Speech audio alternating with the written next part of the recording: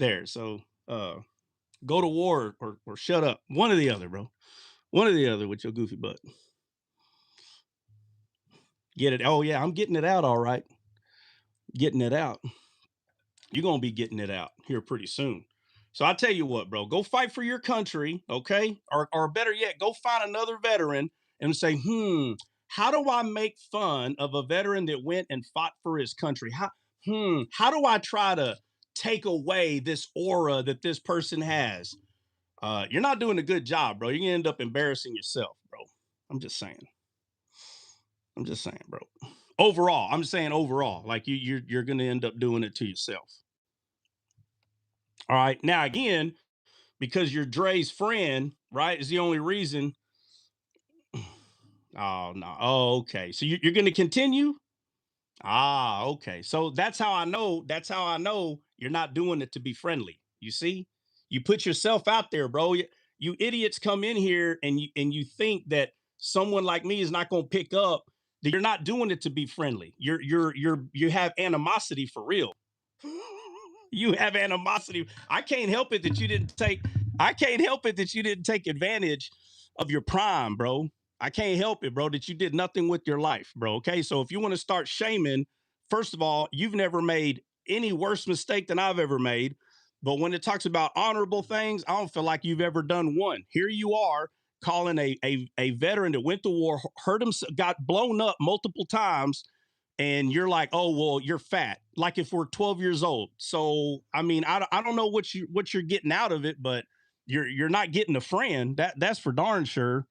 You're gonna end up ruining your welcome here because you keep doing it. Like, you know what I mean? Like I can remember being 13, 14 years old and like people using that, you know what I mean, to like make somebody mad.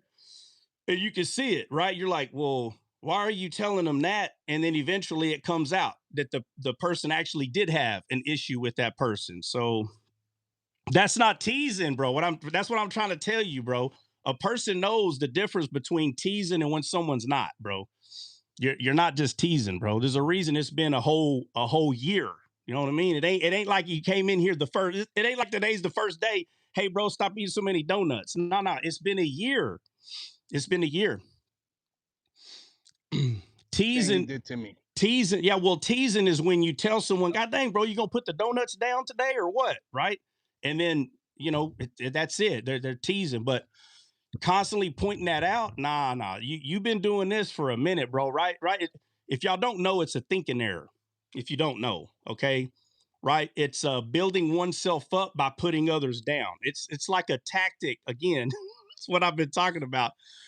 It's a tactic that when someone has low self-esteem, they constantly do it over and it never stops because it builds them up. And it's a thinking error. So he gets built up by saying, try the tough war hero. Well, you're fat now. so he so he builds himself up by putting others down. Guys, it's a thinking error. It's actually a sickness, is what it is, if you didn't know.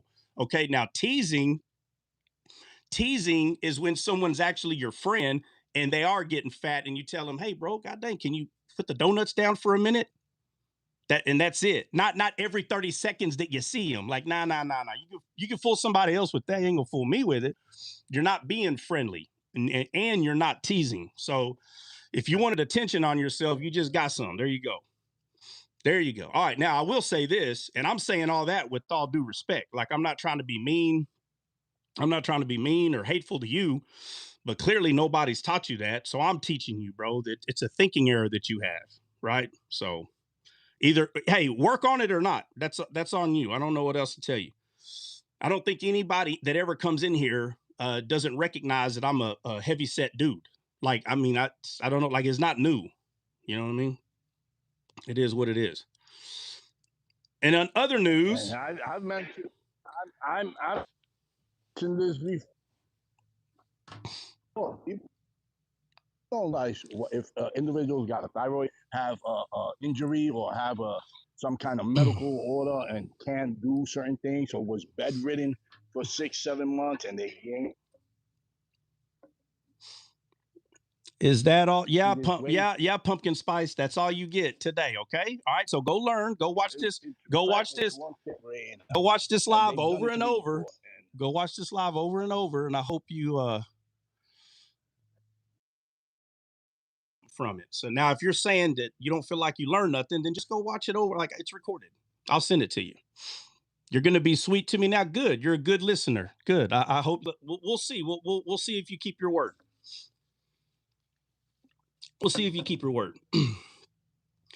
All right. So when Rosie came up here, oh no, I had it right here. The two main points that I was going over is where you'll have people arguing about, I'm going to write it down right here, about faith. And then I'm going to put grace on this side, or either way, it doesn't matter. But you'll see people go to these extremes. You'll notice somebody, you'll notice somebody, and I said this a while ago, you'll notice when someone's having an issue with one of these, because one of the things they'll point out is, what do you do now when you get saved? It's a big deal. They'll say, well, what now? I'm saved, what now? And so now if they're messianic like Dre or Bait, I'm telling you right now, you're going to end up arguing. So I'm not talking about messianics. I'm talking about people who are not messianic, but they're Christian, and they're like, well, what do you do now? You got to do something. And they were not raised like a messianic. They weren't raised that way, but they read the Bible and they're like, well, I got to do something. I got a lot of these people end up becoming messianics. But I'm talking about the fact that you'll get someone that's either church hurt, and they go from one extreme to the other. They're either going from faith to all like everything's about grace, or they go from grace where everything is faith. And you have the two extremes. But the Bible says, right, that we were saved. Somebody pull up the verse. Saved by grace. I'm gonna write it down right. Saved by grace through faith. And the reason why that's important is because grace and faith go hand in hand. You can't be saved by grace. You can't be saved by grace and think that like you have no part. You play a part. Faith is your part. So receiving Christ and moving forward towards that faith, that's your part. So this whole idea that you're saved by grace and there's no part, no, they go together. Grace and faith, they go together. So you'll have somebody bring up faith without works is dead. And when you ask them, well, what do you mean by works?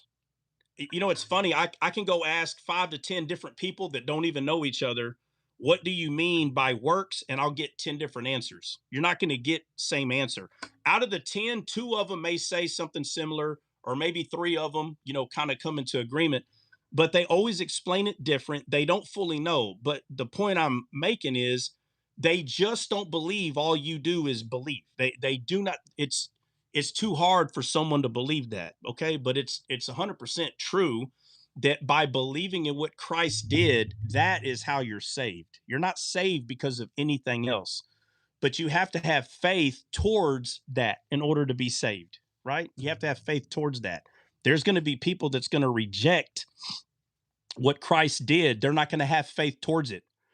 But that's why that they're not saved, is because they're not believing in what Christ did. They're it's not they're not saved because they're not saved because they have no works. No, no, no. No, no, no. Believing is your faith towards that grace is you receiving salvation. That's how you receive salvation, is your faith towards that grace. So there's your part. It requires a part. But to tell somebody that they have to earn, again, listen to what I'm telling you, earning your salvation, that means that there are people that believe that you have to be so good and then you can become saved. And that's not true. That's a lie, which means your works is not what saved you. And this is where a lot of arguments come in, because There's people that know that we're supposed to bear fruit, right? But again, that's a byproduct of who you are. So if you're already saved, your works is not doing anything towards your salvation. It's not doing anything for your salvation. You're already saved. But because you're saved, people will make you believe that you have to do something. You don't have to, you will. The byproduct of who you are will produce fruit. You understand? Because you believed, it will produce fruit. Ephesians 2, 8, and 9. What about it? Read it. 9 and 10. Read it. For by grace are ye saved through faith, and that not of yourselves, it is the gift of God, not of works, lest any man should boast. Right. And so when you have people read this, keep reading the next verse though. Oh, keep reading. Why did you stop? Because the point Trot's making is in verse 10. Keep going. For we are his workmanship, created in Christ Jesus unto good works, which God hath before ordained that we should walk in them. Right. So the first part says it's not of works. And then the part that you ended at says what? What's the last verse say? Works. No, the whole verse. For we are his workmanship, created in Jesus Christ unto good works. Right. Unto. Which God hath. Right. Unto good works. Unto them. So we didn't come because we were already doing good works. Our salvation is what allows us to show the byproduct of who we are. So this thing gets so confusing for people that when you have someone even bring up Ephesians and they're showing unto the good works, right? Unto, not for. You were not created for good works. You being born again was so the unto part, which is very important. So that means without you being born again, there would be no good works coming out of you. But the good works is a byproduct of who you became when you got born again. So this is why you'll hear people argue about this all the time, because this word works. There are so many Christians that will say, "Oh, well, you think you have to work to be saved," and the person will tell them, "No, I don't believe that," and yet they'll still argue. That part right there, to this day, I won't understand. It's like they just don't want to believe what the person is telling them. The person is telling them, I'm not saved because of works. I'm saved because of what Christ did. And they're like, oh, okay, so then we don't have to do. And here comes the problem. Like, what do you mean you don't have to? Like, again, the byproduct of who you are is going to show like like how you came into this world. You understand? You were born again. And I'm not talking about the following you. I'm saying that when you become born again, because of who you are now, the byproduct of who you are is going to show. And the important part is without trying. You're without even trying. Like, when Dre went to Mexico and he was like, bro, I seen all these kids, they didn't even have shoes. And it's so important. Like, if you want to learn, if you have a giving, like, God, at least a level 1 of giving, if you want to know if that's even in you, put yourself around people who truly have a need, not people that have their hand out. There is a difference, and you need to figure that out. Every individual needs to figure out the difference between someone that just likes receiving stuff and someone who's really in need. I'm telling you right now, if you want to have true compassion, put yourself around people who really have a need, truly. And I'm telling you, being moved with compassion has nothing to do with feelings. It is not the same thing. I'm telling you, it's way deeper, and giving to them means way more than your nearest guy on the street by Starbucks, because he goes to Starbucks because everybody got money. I'm not saying that person don't have a need. That's not what I'm saying. But what I'm telling you is there are people that will play with your emotions, and if you haven't, I mean, and if you haven't seen videos of this, go look this up. There are people in America that make more money than you do at your job, and they do this for a living. Just go look it up. It's true. Now, That doesn't mean that everybody on the side of the road is doing what these people are doing. But what I'm telling you is, you don't truly know. It's not hard what I'm saying. You don't truly know. These people are standing there, they're asking for money. Listen, you do whatever you want, but you go somewhere and you see someone truly in need, and you know where they live, you know their family, and you just know that they're truly in need. And tell me if you don't start having compassion over those people. I'm telling you, you will. All right, but be wise about it, because you'll want to give everything in your bank account. Like I'm telling you, like you'll be like, oh, well, maybe I'm gonna shoot. Uh, you'll end up telling yourself, well, I'm gonna give shoes to that kid, and before you know it, you bought 50 pair of shoes. You're like, oh crap! Like I was really just those three and those four, and they're gonna go get all their friends, and they're gonna be like him. So But I'm about to give away about 100 and something pairs of shoes in October. That's the goal. yeah, But so Dre, just talk just about to that. just Go just ahead, go ahead. Yeah. just to be clear though, the messianic position is we are faith. We are saved by faith. We're saved by faith through grace for works, not because of works. That's just to be very clear. So we don't have a different position on this.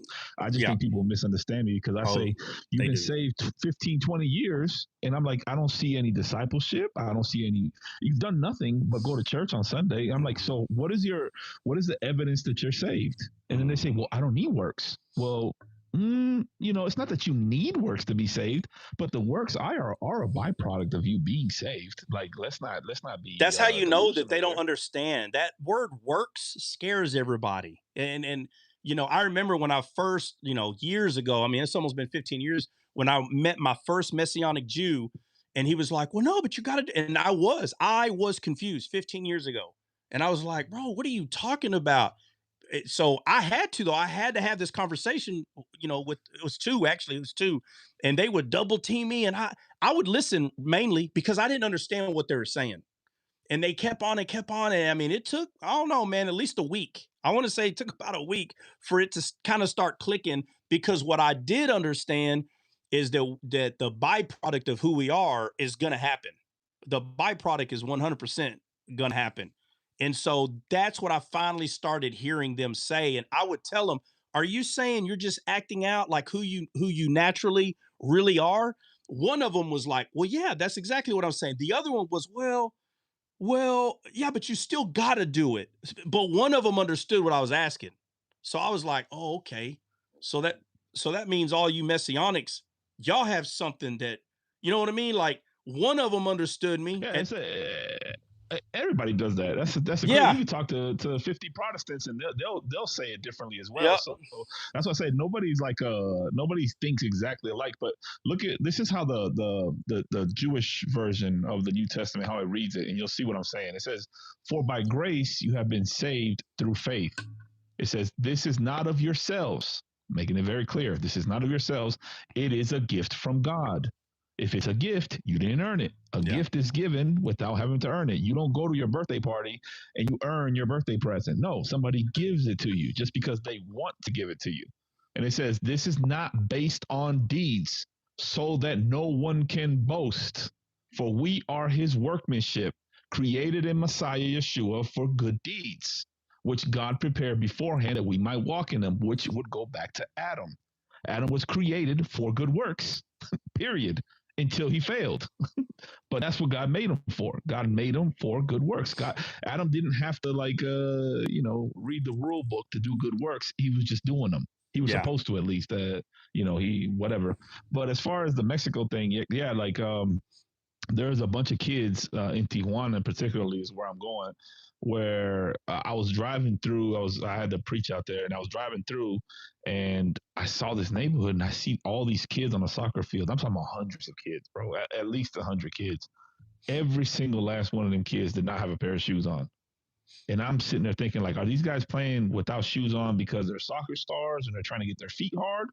Or are they really not really having, and you could tell their clothes is, tore up. The field is dirt, the soccer field doesn't even have a net. I might even buy a net for their soccer goals, to be honest with you. That'll make them super happy. But, and I'm like, these kids go to school like this? And he's like, yeah, these kids go to school like this. They actually don't have shoes. And I'm like, that's crazy. Like, it really broke my heart because I'm like, yo, these kids, I've been to Africa. I've seen a lot of kids hurting in Africa. But the main difference for me when I see this is that in Tijuana, where these kids were at, it's like a high hill. You can look like north, if you will, and you can see the big metal, the Trump gates, right? You can see you can Yeah. see the big wall, and these kids can literally look over the wall and see the promised land, Canaan. Literally, they can see the promised land. They're like, wow, them kids over there are throwing shoes in the trash, and we don't even have shoes to wear. Mm-hmm. And it broke my heart to see that because at least in Africa, everybody, those villages that I went to, everybody's in the same condition. So nobody feels any kind of way. They're just ignorance is bliss, like they say. But just to have America, a stone throw away, and you can't even afford food and don't have water, don't have shoes, don't have a book bag to go to school with. I was like, man, I could do better personally. I'm just Yeah. saying I could do better. So, yeah, it's just, and they're kids, right? I think kids deserve the opportunity to have a pair of shoes on their feet, man. And you know how much I love shoes. At least So I'm a like, pair of shoes. Yeah, at least a pair of right. shoes. Like maybe their clothes ain't the best, but dang, like at least have some shoes on your feet walking around. But I'm just saying And that's it gets why. cold and hot in Tijuana, both cold and hot. Like, what do you mean? Like in the same day, or what do you mean? No, like say year round, like when they have cold time, it gets cold in Tijuana. Oh, It was okay, cold in okay. October. Yeah, you don't mean chilly. You mean it Yeah, gets cold. Like it gets really cold. Like how cold does it it gets get? Even if it got ah, 50, bro, that would be cold for like some little feet, bro. I'm just saying, like I'll tell you right now, 50 how years old. cold does it get in Tijuana? It could get mid to highs. It could drop down to the mid 40s. Yeah, that's for some little feet, bro. Yeah, that's cold. Yeah, And these you know little the ground, guys. and Yeah. you know the ground cold as heck. Oh yeah. Oh yeah. Every step, Mhm. we just get colder and colder. Yeah. Every rock hurts that much more when you step on it when your feet are cold. Yeah, feet are cold, little bitty toes. Yeah, and that's why I always say this, man. You claim to be a Christian and you never went on a mission trip. I don't understand that. There are so many churches that go on mission trips. Find one. Go force your flesh to put yourself around. And you got to understand, it's not that we don't have people in America. That's not it. But when you go overseas and you go like to the villages, like where the people are literally living, now what you would have to say is the village is fake, all the people there are fake, and it was all just to bring, I don't know what, Americans over there to give them some money. No, bro, these people really live there, like for real. This is how they live every day. It's a different struggle altogether, Yeah. because when you like I've done urban mission trips here in America, and like there is poverty in America, no doubt about it. People are in need. The difference is that when you finish your little mission trip in the urban areas, you go back to your hotel. It's all lovely. You get back to Yeah. warm water, you get back to a running toilet, you get back to these things. But when you go overseas and you gotta, especially like when you're in parts that are really remote in Africa, my friend, there is no running water. Yeah, You get to live like they live. yeah, like they and that will that right there will shut down sympathy, right? I've talked about this all the time. Sympathy is not good enough. Empathy is where you want to be. Empathy is you putting yourself in their shoes so you can empathize with them, and that's what Jesus had a lot of. He had empathy. He didn't just feel sorry for him and pat him on the back. He had empathy, and sympathy will block empathy. Like if you're just focused on how, man, that must suck to live like that, if that's where you're at, you're having sympathy. You're not putting yourself in the person's shoes. If you have empathy for people, in these villages and like, and more likely, you're going to get stung by mosquitoes. I mean, you can take DEET, and I've taken DEET with me, and it works 99% of the time. So it's still going to work, but some of them are going to get through, and you're still going to get bit. And you're not used to living like that. So I can understand how that would be like a deterrent, like to cause people not to want to go. But I'm just saying, if you live, Sympathy, correct me if I'm wrong, Trap, but sympathy throws money at the problem. And it's if you yes, forgot about it. You yeah, throw money at it, sympathy, you walk yeah, away. yeah. Empathy, you'll start thinking about it every day. Like, oh man, I remember this was a hard time right here, bro. Like this was tough. You know what I'm saying? Like, Yeah. like it's like you being a military guy, right? You see somebody eating MREs for a month. You're like, oh man, bro, that sucks. Like an American be like, oh, that sucks. Mm. But somebody who's lived it will have empathy. Like, oh man, wait till there's repercussions and consequences to eating those MREs for a month straight that you will not know about unless you ate them for a month straight. Yeah. Yeah, it's not cool. But no, that's exactly. And you know what? And listen, I'm never going to dog anybody because like there's churches that I've been to where they send people to missions trips, and there's people that can't go, like older people, and some of them they've already been on mission trips, but they'll give a little money to the team, you know what I mean, that's going out there to help with that. Oh, money is needed for sure. Yeah, money is needed. And so I'm not going to dog someone for kind of maybe not funding the entire trip, but they're giving some money. Now, younger people that's never been on a missions trip, I don't like it when that's all they do. And I'll ask them, have you ever been on a missions trip? No, heavens, no. And you're like, but you give, $20 every month to the, so it's like, that, to me, that's more sympathy. That's more like, oh, it must suck here. Here's $20, but they're not going over there. I'm telling you, if you are a Christian and you have an opportunity to go, which means if you're 25 years old and you're just sending $20 to a group, listen, you're not getting brownie points from God or anybody, but at least you're giving. That's better than nothing. But you need to go. And I don't care if you just go for, a week or 4 or 5 days. You need to go so you can show yourself like, you need to show yourself where you're at. You're not going to be. To me, that's more legalistic, Trot. What? To me, that's more legalistic. And I know people probably think I'm crazy, but to me, that's more legalistic than what somebody would call me legalistic, right? I think that's more legalistic. Which part of it? Which part I'm of gonna it? give this money, so I'm gonna give like a young guy. I'm gonna give this $20 a month because it makes me feel good. I'm meeting the quota. I'm help, but you're really not. You're doing it for. If you're being honest, I think you're doing it for legalistic purposes. It could be. Feel like, yeah, it could be. I see what you're saying. Yeah, it could be. I mean, because in themselves, they may be thinking exactly what you're saying. But what I'm pointing out, which would that's dumb. But I know people do it. People have to do what you're explaining. But for the most of them, though, because they're looking at they just understand sympathy. Like, man, wow, that must suck.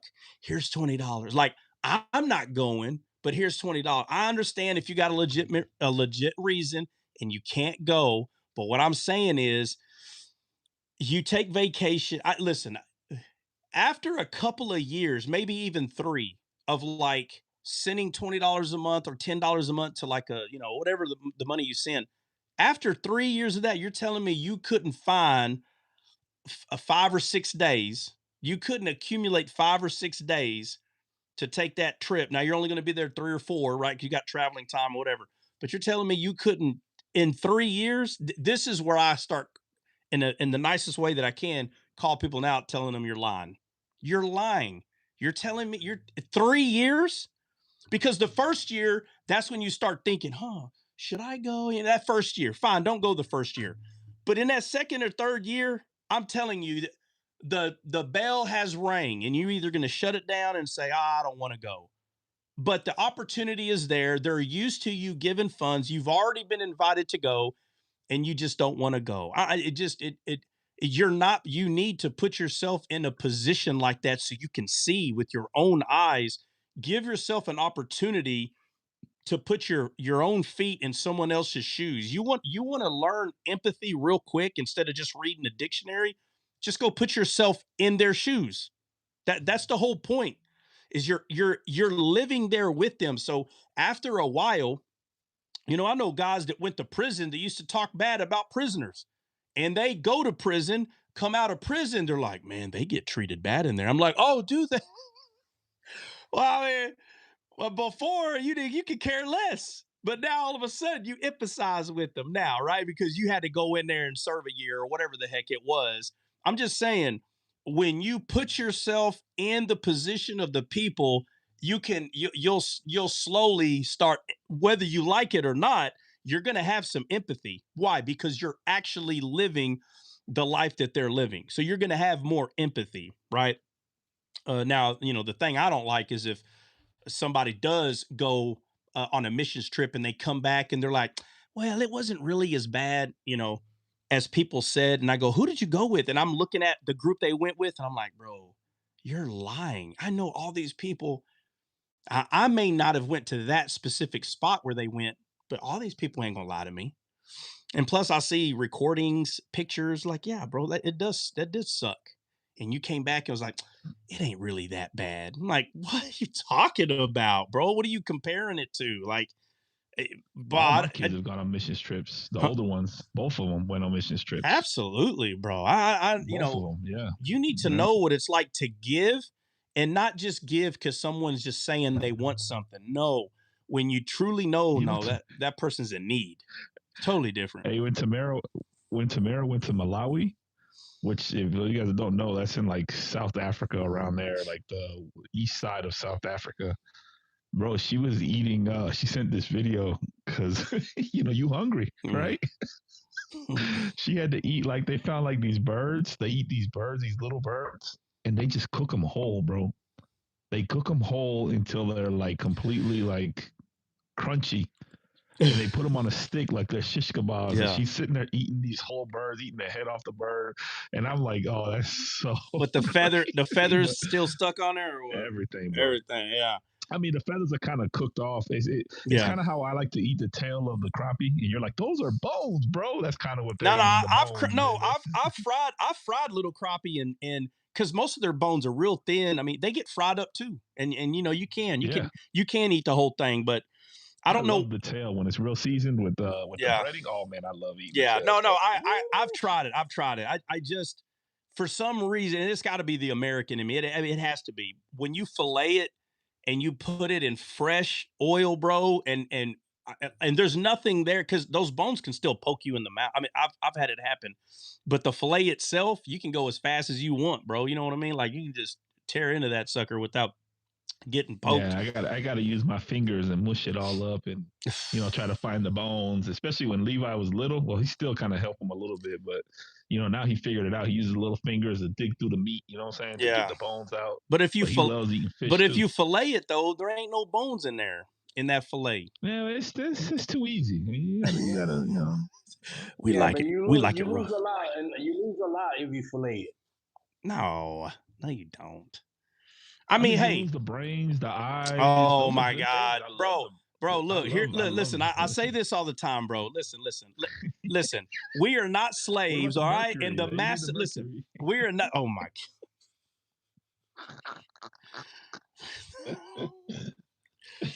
Actually, there's still a lot of mercury in tuna fish. You know that. Even the king. I don't like tuna, believe it or not. Well, I'll tear up. I'll tear up some tuna. But I say this all the time, bro. Look, we're not slaves, okay? We don't have a master, all right? I don't have to eat the bones and the cartilage and the freaking eyeballs and brains because I'm gonna starve if I don't. I got monies now, and I just need the fillet, okay? I don't need all the master's leftovers, okay? I'm fine. All right, we're not poor. We're not poor. Y'all still eat like y'all poor. I don't understand it. I don't know. Stop. Well, yeah, you acquired a taste for it already. Collard greens are good. Collard greens are good. Well, first of all, collard greens is a real vegetable. So yeah, but that was what they didn't want though. Yeah, well, I mean, okay. So let me ask you this: what's the other choice outside of collard greens? Broccoli. No, spinach, and what else? There's another one. Does anybody know it? Cabbage. No, it's like collard greens. No, we're talking about the green leafy substance, and I'm not talking about Mary J. Kale? Like no, kale, not spring, kale. No, kale mix or something. No, nobody. Why are we talking about meat, guys? We're talking about green leaves. I'm not talking about cabbage. Huh? Mustard leaves. Mustard leaves. Guys, we're talking about look, you got collard greens, and you got. I bet you nobody remembers the one I named just now. Collard green. You mentioned broccoli. You said no broccoli. Spinach. You said spinach. Okay, so look, you got collard greens, spinach, and there's one more. There's another green. Then you got the buck chow, which is good. Which Nina mentioned. I made some turnips. Yeah, turnip greens. Yeah, bro. Yeah, that was turnip greens was chose more. Turnip and spinach was chose more over um uh Collard greens. collard greens. Yeah. So, but I'll eat all three of them. But I'll pick turnip though. I'll pick turnip green and spinach over collard greens. But I still would eat. I'm going collard greens any Well, day. again, well, I'm trying to tell you why, bro. I'm trying to tell you why. Y'all don't listen to me. All right. Y'all listen to me, bro. I'm gonna eat the poor man food. You not poor no more. Stop. All that. Look at Breezy. I'm going for Breezy Halloween. over here hungry. Look. Breezy said all of it sounded good right now. Good, boy. Hey, and I'm telling you, I've done it before. I've had leftover collard greens, turnip greens, spinach. Like I've had it all left over. Bub, I put all of it in the soup. Hey, all you know of what? it. I don't care. Even like oxtails. Oxtails was that was leftovers. No one was eating oxtails. No, oxtail was leftover. Absolutely. Okay. I But love oxtails, but it's very tender meat, bro. It's very tender meat, bro. 100%. Matter of fact, Troy's bringing oxtail. He said he's gonna bring some when he comes over here. And so maybe not the first day, but the second day in the morning, I'm gonna start cooking and making the dish. Making the dish. I ain't gonna lie to you, bro. I'm gonna be real honest with you. If you could offer me a New York strip steak or a thing of oxtails, bro, I'm getting oxtails, dog. I love oxtails. If it's made right, bro, yeah. Because there's some people I'm going for the oxtail, dog. Yeah, but oxtail's good though, bro. I mean, it is, Now I had some in when I went right now to what's it called? Oh, I'll show you a picture of this, bro. I gotta show you a picture. Let me see if I can. Oh, go ahead and talk. I'm gonna try to find this picture. Watch this. What is it? A picture of what? Yo. What is it? Okay, I don't know. The oxtails that I had in Oklahoma. Watch this. Oh, in Oklahoma? Yeah. I make it two ways. Bill, were you here when I made oxtail that one time? No, I wasn't there. Oh, it wasn't. There. Who was here? Hulk, were you here? Yeah, I was here. We ate it late at night, bro. It was around 12 yeah. at night. Yeah. And that was a tease, bro. That wasn't enough meat, bro. No, well, I mean, it's because we didn't have a bunch of them, bro. We just had so many. But I make it that way, and I can also make it like I do my brisket. Oh, it's good like that too. Either or. But no, it's not a lot of meat. I mean, it's not. That brisket was on point, bro. Oh yeah. Yeah. Well, I might make two. That thing was melting in our tongues, man. Oh, I know. You smoked them bad boys? What? Them oxtails? Yeah, I make them. No. You were here, Breezy, when we ate the oxtail? No. So the way I made it, the way I made it was kind of like people call it like a Jamaican style, the way that I did it. It's good, but I can make it just like my brisket, 100%. Let me see. When I tell you this, you see that piece of meat on the bottom? That thing was huge, bro.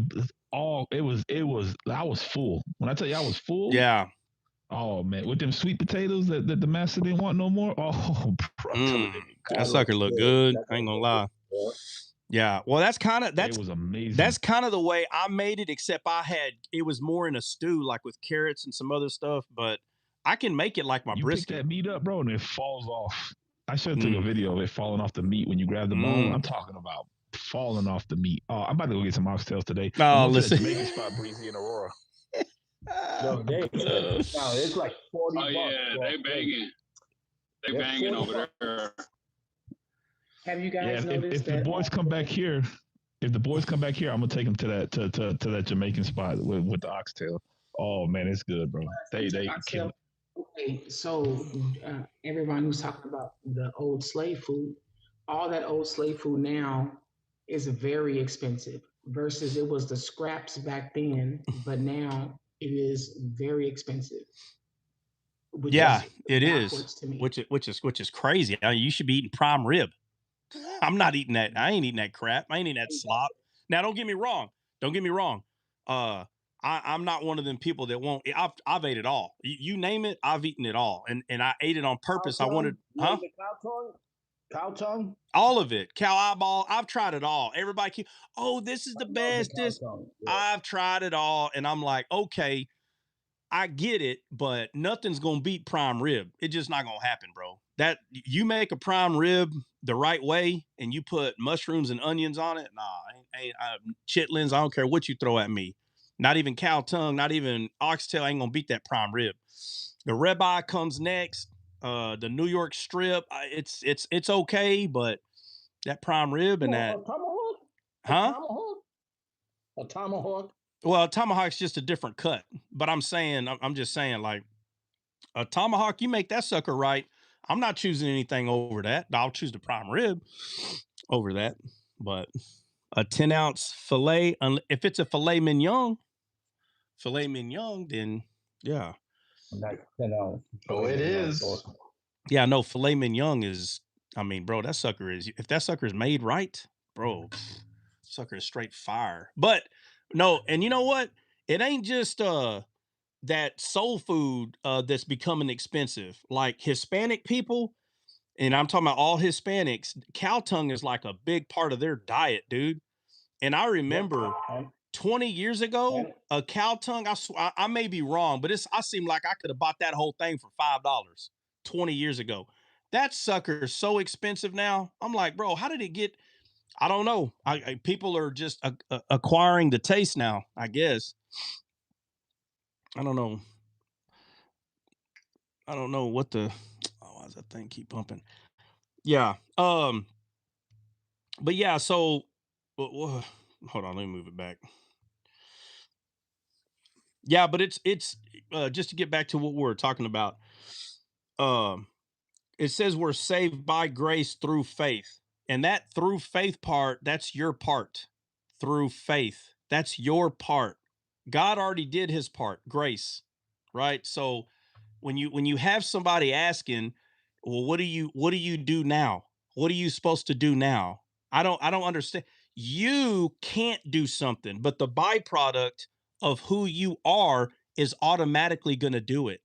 And I don't see how people are not, they still see themselves doing the thing, whatever the works, like the do, they'll say, well, what do you do? And you cannot separate grace and faith. You can't do it, right? So when the Bible says faith without works is dead, matter of fact, somebody pull that up because I need to go over this because people are misunderstanding what this means, right? Faith without works is dead. Somebody pull it up, the address. And we're going to go over this in context. Could be James chapter 1 or chapter 2. Yeah. Who's gonna read it? I need somebody to read it. I got it right here. What's the address? James chapter 2. It's in verse 20, but I'm gonna start at 18. All right, hold on a second. You said James chapter 2, right? Yeah. You're gonna start where? Verse 18. Verse 18. Try 17. Try on 17. Matter of fact, matter of fact, we're gonna read all of chapter 2. Okay, but before we do, guys, give me a quick second. All right. Yo, Breezy, I'll mail that out to you on Saturday. If not Saturday, yeah, Saturday. All right, bet. Yeah, I'm gonna have you. Yeah, it's gonna be this Friday or next Friday. Next Friday for sure. This Friday, Yeah, maybe. you can do it for the next Friday or the following because Monday's. You know what? I forgot Memorial Day is Monday. I'm off work. Yes, sir. All right.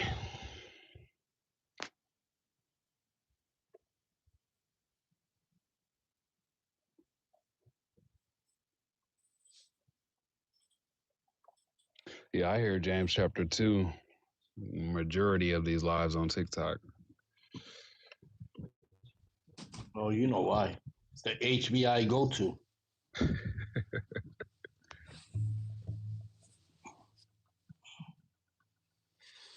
All right, who's reading? Oh. Got you. No, you're good. Yeah, I got you. Verse 1, James chapter 2, that's where we at. It says, my brethren, Have not the faith of our Lord Jesus Christ, the Lord of glory, with respect to persons.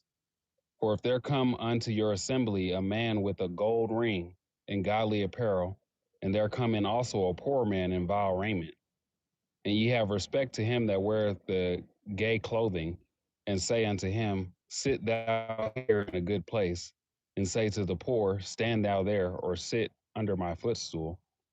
Are ye not then partial in yourselves, and have become judges of evil thoughts? Hearken, my beloved brethren, hath not God chosen the poor of this world rich in faith, and heirs of the kingdom which he hath promised to them that love him? But ye have despised the poor. Do not rich men oppress you, and draw you before judgment seats? Do not they blaspheme that worthy name by which ye are called? If ye fulfill the royal law according to the scripture, thou shalt love thy neighbor as thyself, ye do well. But if ye have respect to persons, ye commit sin, and are convinced of the law as transgressors. For whosoever shall keep the whole law and yet offend in one point, he is guilty of all. For he that said, do not commit adultery, said also, do not kill. Now, if thou commit no adultery, yet if thou kill, thou art become a transgressor of the law. All right, let me say So something. Let me speak. say something right here. This is so simple. What's being said about this part? It's common sense, bro. Right? So we know in this world that everybody, right? If we were to take every 50 something people that's in here, and we put everybody in a room, I, you know, I pray that nobody would point someone out and say that man or that woman has no sin that's in this room. That one. I think all of us are mature enough that we're going to know everybody in that room has committed a sin, all of them. But what ends up happening is somebody will say, well, those people only committed those kind. And before you know it, you got all the thieves together, all the murderers together. They've all figured out how to uh, you know, hang out with themselves because they don't want to hang out with the bad sinners. You with me? So if you're telling people not to commit a certain sin, but yet you just commit different sins, that's a problem. For you not to think that's a problem, it is. It's a problem. Because what you're doing is you're just saying my sin's not as bad, but I'm going to talk about the bad sins. Don't commit bad sins. Like if somehow the sin you committed wasn't bad. So you tell yourself, well, it's not as bad as that person. They need to quit doing that. Mine's different. I'm telling you right now, you are going to find yourself in a world of hurt that you're categorizing your sin compared to someone else's sin. You're still a sinner. Period. There is no pointing the finger at any point any longer for you. You can no longer point. You broke the law. You sinned. And I'm telling you that to this day, people that call themselves a follower of Christ, they still do this. And you become a hypocrite. Now you just sinning more. So you do what you call a small sin, and then now you're a hypocritical sinner. But yet those two things are not as bad. And it is one of the points that's being made here. There's a few points being made here, but that's one of them, right? He said, either way, right? Yet if thou kill, thou art become a transgressor of the law. Okay, go ahead at 12. Says verse 12. So speak ye, and so do, as they that shall be judged by the law of liberty. For he shall have judgment without mercy, that hath shewed no mercy, and mercy rejoices against judgment. What do it profit, my brethren, though a man say he have faith and have not works? Can faith save him? All right. So 14,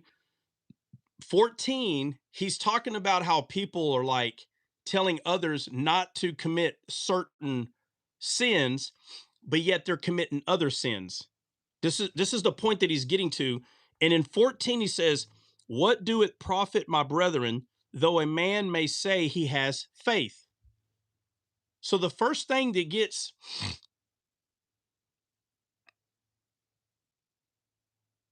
so the first thing that gets pointed out is how a man towards his works. It's the first thing that's being pointed out here. Don't sin, don't sin, don't sin, but yet he does this sin. You're still sinning, but yet you're telling people not to sin. So he is referring to works as the first thing that he's pointing to.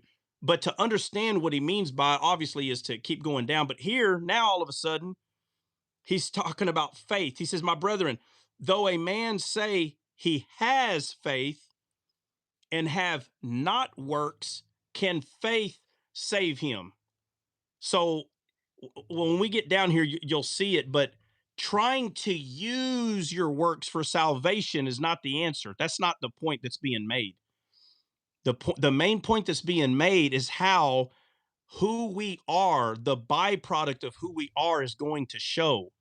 Not because you have to do that. You don't have to do that. You naturally, for instance, a person who is a Christian, I'm telling you right now, is naturally going to have empathy for people in need. But I'm going to tell you right now, the worst thing you can do as a Christian is try to go find someone who you believe doesn't give and then try to call them out to the world. How stupid can you be? So you think that you're going to go find, so I've seen people do this. They'll call them out. You don't ever give. Nobody bro, doesn't the Bible tell us to give in secret? Is that what it says? Or does it say we're supposed to openly give? Which one? In secret. In secret. So why would you go try to quote unquote find someone and then say to them, you don't give? Why? Why would you do that? Because you think they don't give. You better be certain that someone is not giving nothing to nobody. You better be certain that they're not before you go around saying, how dare you not get, and like, I've seen it for years. And again, what I was talking about earlier, it's a thinking error.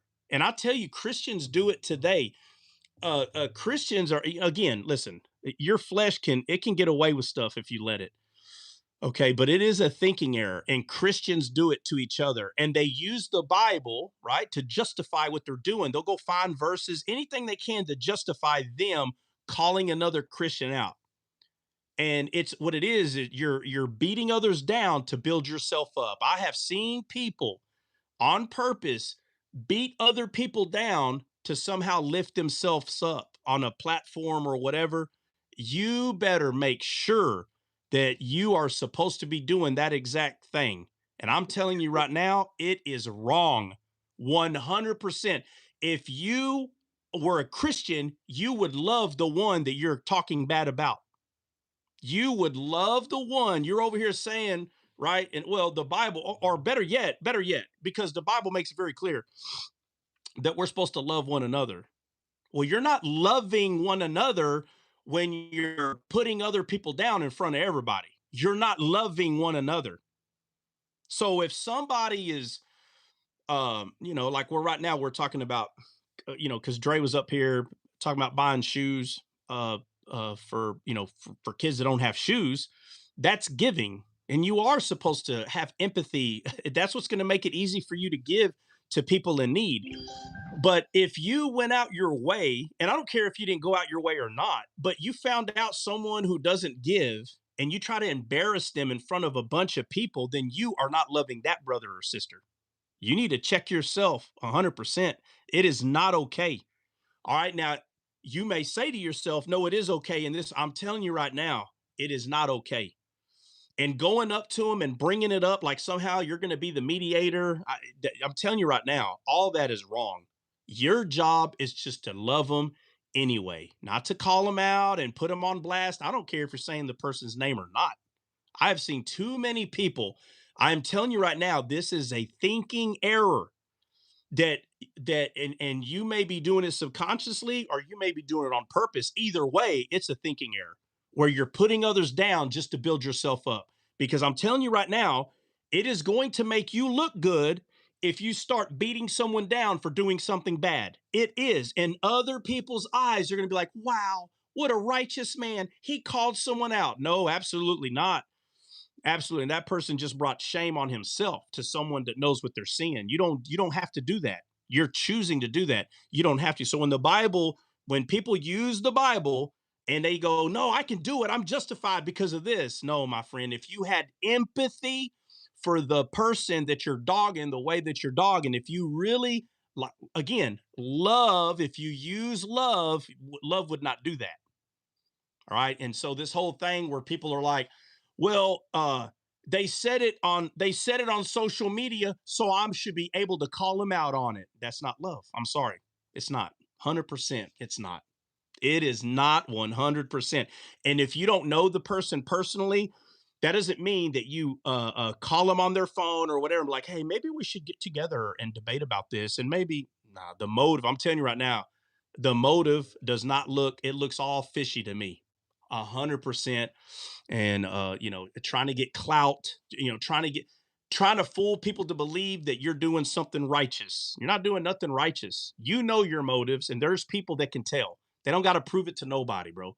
They can see the motive is not 100% clean, and they're not going to call you out on it. They're just going to pray for you in secret and say, Lord, please, get them out of this. This, again, it is a thinking error, 100%. And you can bring that into Christianity, and then you can just tell people, see, I'm doing this because I love them. No, if you loved them, you would not handle it that way at all. All right. Let people that know them talk to them. You just can't force your opinion in other people's lives. You cannot speak in someone's life unless they allow you to. So you're a stranger and you're like, well, I'm a stranger and I'm going to go speak in their life. I don't know why you're surprised they told you to get out of my face. Oh, well, that's not Christian like. No, what's not Christian like is for you to force your opinion. They don't even know you. I don't understand. This is so simple. They don't know you. You don't say, well, we're all Christians and you should let me speak in your life. You could be a Satan worshiper for all I know. How do I know you're a Christian? How does anybody know? That's why you speak to someone that you know that they trust you already and they're going to allow you to speak in their life. You don't force your opinions on people. That's all they're going to see. And you're going to say, well, God told me to tell them. No, God's a gentleman and God doesn't force himself on people. Jesus didn't do it. That is not how that works. So, you need to be real careful. You need to make sure that you're able to speak to the person. Like if anything happens, like in Descaled, right? Like if anything happens, like in Descaled, if I feel like, well, I'm going to go talk to this person, it's because I have, some sort of relationship with them already. Real simple, but they're not complete strangers. But if somebody's a complete stranger and you don't know them very well and you don't like something they said, you don't go beating them down and then at the same time so you can lift yourself up. And then you tell people, well, that's not what I'm doing. I'm telling you that's what you're doing. Okay. Whether you want to agree with that or not, because if someone doesn't allow you to speak in their life, why are you? Because they're wrong and they need to be called out. They don't even know you. Here we go again. They don't know you. It don't matter. They should be able to take correction. Listen. It's kind of like if you paddled your son, and I mean a normal light tap, pow, hey, stop that right now. And here comes a Karen. I saw you hit your son, I'm gonna dial 911. You know the reason why 95% of people would oppose that Karen is because you know what they're all gonna say? I don't even know you. Get out of my face. That's why. It's not because the person doesn't know how to take correction. It's because most people react to people they know already or someone that they would allow to speak in their life. That Karen could be saying everything right, but it doesn't mean that a complete stranger is just going to receive what you're saying. Understand? So had to throw that out there because we're on this subject right here. All right, what verse we on, Breezy? Verse 14, All right. James chapter 2, verse All right, 14. go ahead. It says, what doeth profit, my brethren, though a man say he hath faith and have not works? Can faith save him? If a brother or sister be naked and destitute of daily food, and one of you say unto them, depart in peace, be ye warmed and filled, notwithstanding ye give them not those things which are needful to the body, what doeth it profit? Even so faith, if it have not works, is dead being Okay. alone. All right. Yeah, being alone. Okay. So people take this faith without works is dead. And I'm telling you, majority of people, you can split them, and half will say this is what works is, and another half will say this is what works is. The works that James is talking about is a byproduct of who you already are. Okay? We are human. We breathe oxygen. If you dive in the water and you tell someone I identify as a fish, at your funeral I will call you an idiot in front of everyone there and say, do not follow this man's understanding of who we are as humans. Because as a byproduct of who we are, byproduct, without even trying, has nothing to do with you. You breathe oxygen. It comes naturally. This is the kind of works that James is talking about. James is not talking about a work that you have to force yourself to do. If you are a Christian and you're a servant of Christ, automatically you will have empathy when someone is truly in need, not someone who's lying to you to take advantage of you financially. Okay? They're all on TikTok. There may be some in descaled. Don't be stupid and give your money to people and then they don't want to give it back to you. Okay? They're still human. So again, by a byproduct, okay, you don't take advantage of people regarding finances. You don't do that, right? Why? Because you're a Christian. So faith without works is dead. It's talking about something that should naturally come to you. It's natural. Does that mean you're going to be perfect? No. But at some point, you have to tell yourself the decision you made was either right or it was wrong. But you definitely don't okay it and say, oh, it doesn't matter what I do. It's okay. It's not okay. That's what James is talking about. Faith without works is dead. In several scriptures, it tells us that we can have Christ, but yet Christ doesn't do nothing for us. There's a couple of scriptures that talk about that he's not effectual. And it's your fault that he's not effectual. You get no effect from Christ. Why? Because you're not using him. You're still using your flesh, right? And because we're talking about giving, that's why I'm going there. You know, giving to someone that's in need, right? Not someone that is just trying to take advantage of other people having money. I've ran into this hundreds of times, and I can't tell you how many times that you'll have someone that will know that someone just happens to have money and they'll go crying to them to get it. And the truth is, most of the time they put themselves in a predicament and they just need a quick call out. Like they need a quick, not call out, but a bailout. They need a quick bailout. So, uh, like Dre going to Mexico, you know, and seeing a bunch of kids with no shoes, bro, them kids asking for shoes, that's a need. That's a need. Someone misusing their finances and now you put yourself in a predicament, it doesn't mean that you don't need help. It means that the type of need that you're claiming is not the same as them kids not having shoes. It's not the same kind of need.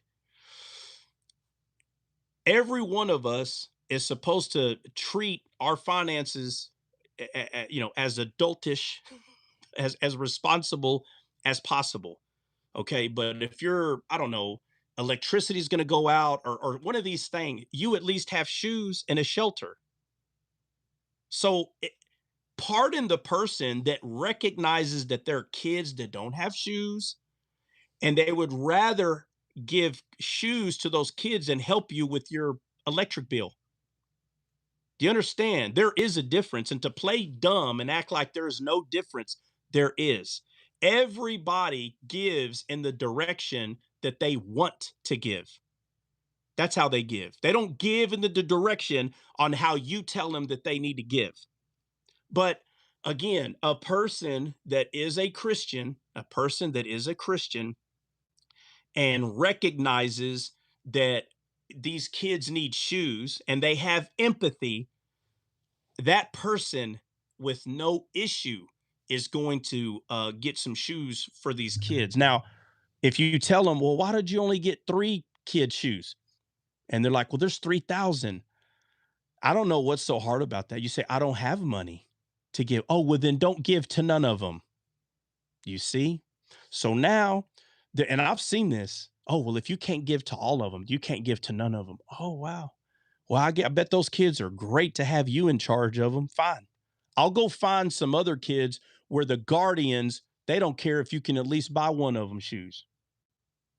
But to sit there and tell someone, oh, well, if you can't buy all three, well, I can't. So I can't afford to buy all 3,000 kids. I can't. So that means you can't give to one. But again, I'm talking about the byproduct is natural. You're going to want to give, the point where you can't afford, you're going to want to give, I don't care if it's 5. If that's all you can afford, I don't care if shoes are $5 a piece and you can just afford 5 pair, but not to give at all, something's wrong with the byproduct. Something is wrong. So your works, quote unquote, is based on who you are. You're not saying to yourself, well, I have to do this, right? Because faith without works is dead. So I have to give. That's a lie. Nope. That is not the same thing I'm talking about. Someone giving because they use this verse, faith without works is dead. I have works, but if I don't buy those kids shoes or if I don't give something to someone, then that means my faith is dead and I'm going to go to hell or I'm not saved. No, you are misunderstanding that. You are hissing through your teeth while you're trying to figure out what that means. James is referring to a byproduct of who you are, meaning your action towards something that you already are this. That's why you have compassion. Faith without works is dead. I am not saying that you have to go conduct works or your faith is dead. No, you don't have to go conduct works. You will. It'll naturally happen. You will naturally have compassion for a kid that doesn't have shoes. Do you understand? And now your money is no longer more important than the kid's feet. Right there. Right there. The fact that person is just naturally they're not even thinking about heaven, hell. They're not even thinking important than the kid's feet. They're not even thinking about faith without works is dead. But when someone is thinking of faith without works is dead, I have to do this because faith without works is dead. Nah, bro. Something's wrong. Something is severely wrong. If I give to someone that's truly in need, I'm not telling myself, okay, I got to do this because faith without works is dead. I got to do it. Nah, heck no, bro. No. I don't even go back to verses like that in my head. Naturally, I know that it's the right thing to do, and I do it because the kid needs shoes. That's it. Not because God's seeing me, not because so when people say these things, okay, well, I'm saved now. What do I do now? Huh? Tell me, what do I do? What do you mean? What do you do? I like asking these people these questions. What do you mean? What do you do? Well, I got to do something. You have to do something. It's a natural thing. But they're trying to turn the works into something that they have to do. You don't have to do nothing. If you're truly saved, little by little, without even trying, there will be a effortless change. It's effort. There's no effort. So this whole what do I got to do, like as though there's an effort. There's no effort. That James is not talking about you putting effort. It's a common sense thing. I'll use that word. It's common. It will come very naturally. Again, if you're burning inside of a house, or I'm not you burning, but the house is burning, and you're 10 feet from the front door. The front door is open. There's nothing stopping you from getting out of this house. And you're sitting in a chair. And I'm outside. I'm like, hey, what are you doing, bro? Come out of the house. Nope. God's going to get me out of this house.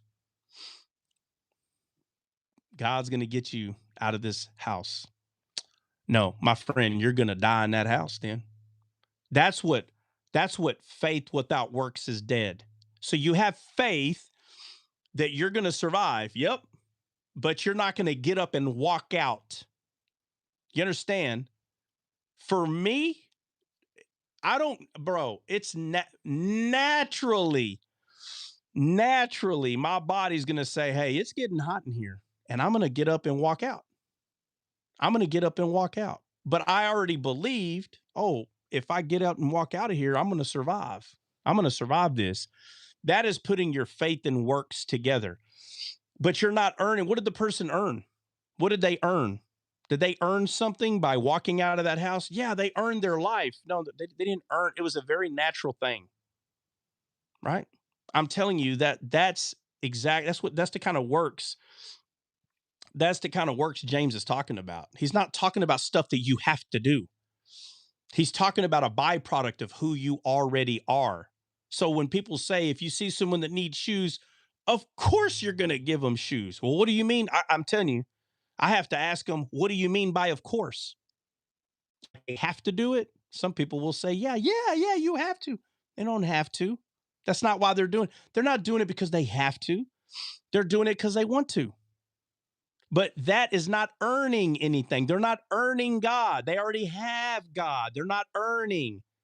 Faith without works is dead, is not talking about that you have faith, but you're not doing good deeds. That's not what it's saying. You don't have to go do good deeds. You just will naturally. It is a complete different mindset. So telling someone that they have to do works to be saved, that's a lie. They don't have to do works. It's kind of like telling a human, so I'll use the air thing. So someone will tell you, well, you have to breathe air, you have to, or you'll die. I'm going to show you how this is the same thing, what they're saying. Now, we know that our body has to have oxygen. It has to, right? But let me ask you, is it a work? Do you understand? Do you have to put forth any effort to breathe? Have you ever realized that, like, in some weird way, our body kind of like just naturally breathes for us? It's very weird. Huh? Put a one in the chat if you understand what I'm saying. Like, do you feel like all day, every day that you have to like utilize like this effort to receive oxygen? Or is it very odd that our body just naturally intakes it and pushes it out? Not when you're running. Yeah, well, we're talking about just, throughout your day. But what I'm saying is it's very easy for us to breathe in and to inhale and exhale oxygen. It's easy. There's no effort. There's no true effort. You're not fighting every second to breathe. Right? Now, if you're somebody that's got medical issues, I'm not talking about that, but I'm saying for the most part, right? Let me tell you, a fetus in a woman, right? A woman's pregnant, right? She's got a small little fetus, which really just means human is all it is. Yeah, blinking, exactly. Our your body blinks, but it blinks effortlessly. This is the kind of works that James is talking about here. Do you understand? It's it just naturally happens. But what people try to do is they try to turn these works and somehow they lie to you that you have to control it. Like breathing. They'll say, yeah, you're human, but if you stop breathing, you'll die. And you're like, well, I know that. All right, then, well, you better not stop breathing. Do you understand what I'm trying to point out, what they do? They already know that naturally you're already breathing.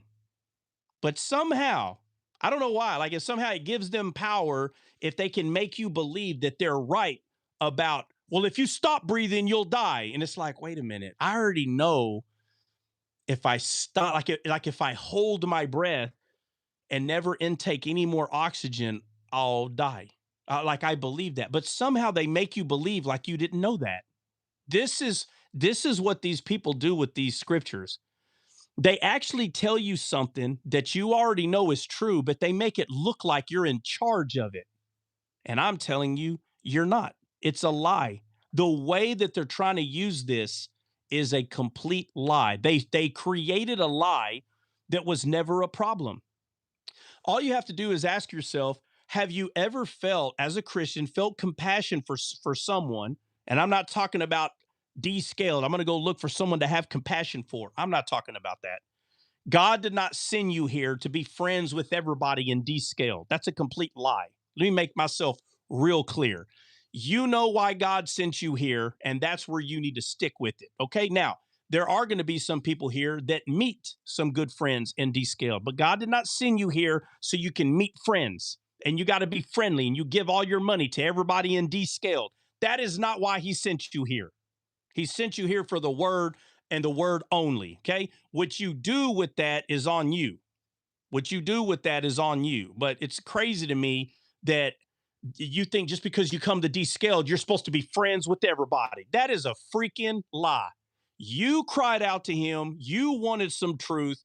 He put you in front of descaled, and you get what you get out of that as much as you can. You go back to the Bible, you study. There's going to be things I say that you're like, I don't know about that. Oh, well, your job is to go to the Bible and find out what you do know about it. That's your job. Whether there's something I say you can never come in agreement with, I don't care, because I can promise you this, there's a lot of things in a very high 80, 90 percentile that eventually you'll get it. And you're like, oh, okay, yeah, I get it. That's why you were sent here. Not to be friends and find somebody here that's in need and just give all your, that is not why you're here. You are not here to do that. You start doing that, you're going to get you're going to be one of those people that are considered what they call church hurt. That's what you're going to be. Oh, I was mistreated. That's not why God told you to go over there. So you can get mistreated. You did that yourself. But I'm saying all that to say, a person who naturally has compassion for someone who is truly in need, not because they say, well, I need this. I ain't talking about them. I'm going to keep using the kid in Mexico's bare feet. Those kids are truly in need. Okay? Not someone that didn't get their electric bill paid. They're not truly in need. All right? You got to have, my golly, the fact that you even have an electric bill. We're talking about people who don't have shoes, for God's sakes. Quit trying to categorize yourself. Quit trying to tell people you're in need when everybody knows what real need is.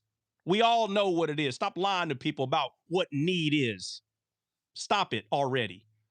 And stop believing people when they say they're in need. You need to start looking back at some kids that ain't got freaking shoes, for God, 10 years old, ain't got shoes.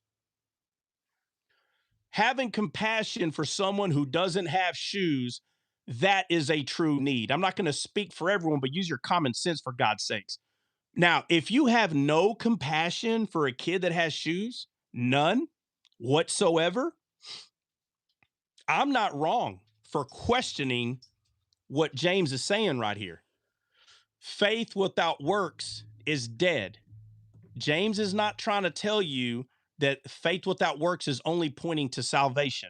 That's all he's talking about, right? Because up here, just people use it where he says right here, let's see, where's it at? He says, what doth it profit? This is verse 14. My brethren, though a man say he hath faith and have not works, can faith save him? Do you understand? Can faith alone save you? They go, no, see, you have to do works. Now you're wrong. You don't have to do works. That is not what James is telling you. You have to go. He is talking about a byproduct of who you are. So faith without works is dead, right? So the house is burning. You're in a chair. Faith says, I'm getting out of here. I have faith that I am not going to die in this house. But naturally, you have legs. Do you understand? Naturally, which means you can stand up and walk out. That's not for salvation. You're not walking out of the house for salvation. You're putting faith and works together. So now faith and works together get you out of the house. So when it says right here,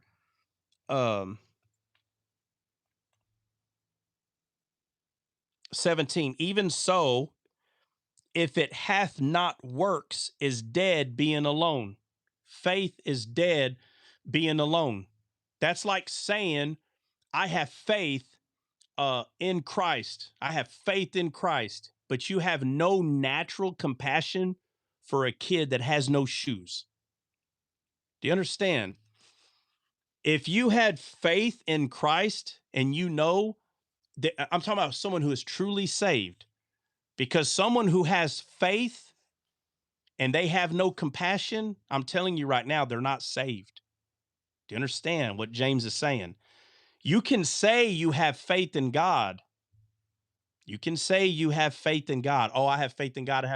If you truly had faith in God, truly, and you were truly saved, compassion comes naturally. But there are people where they naturally don't have compassion, but they'll put shoes on kids' feet because they think they're putting faith and works together.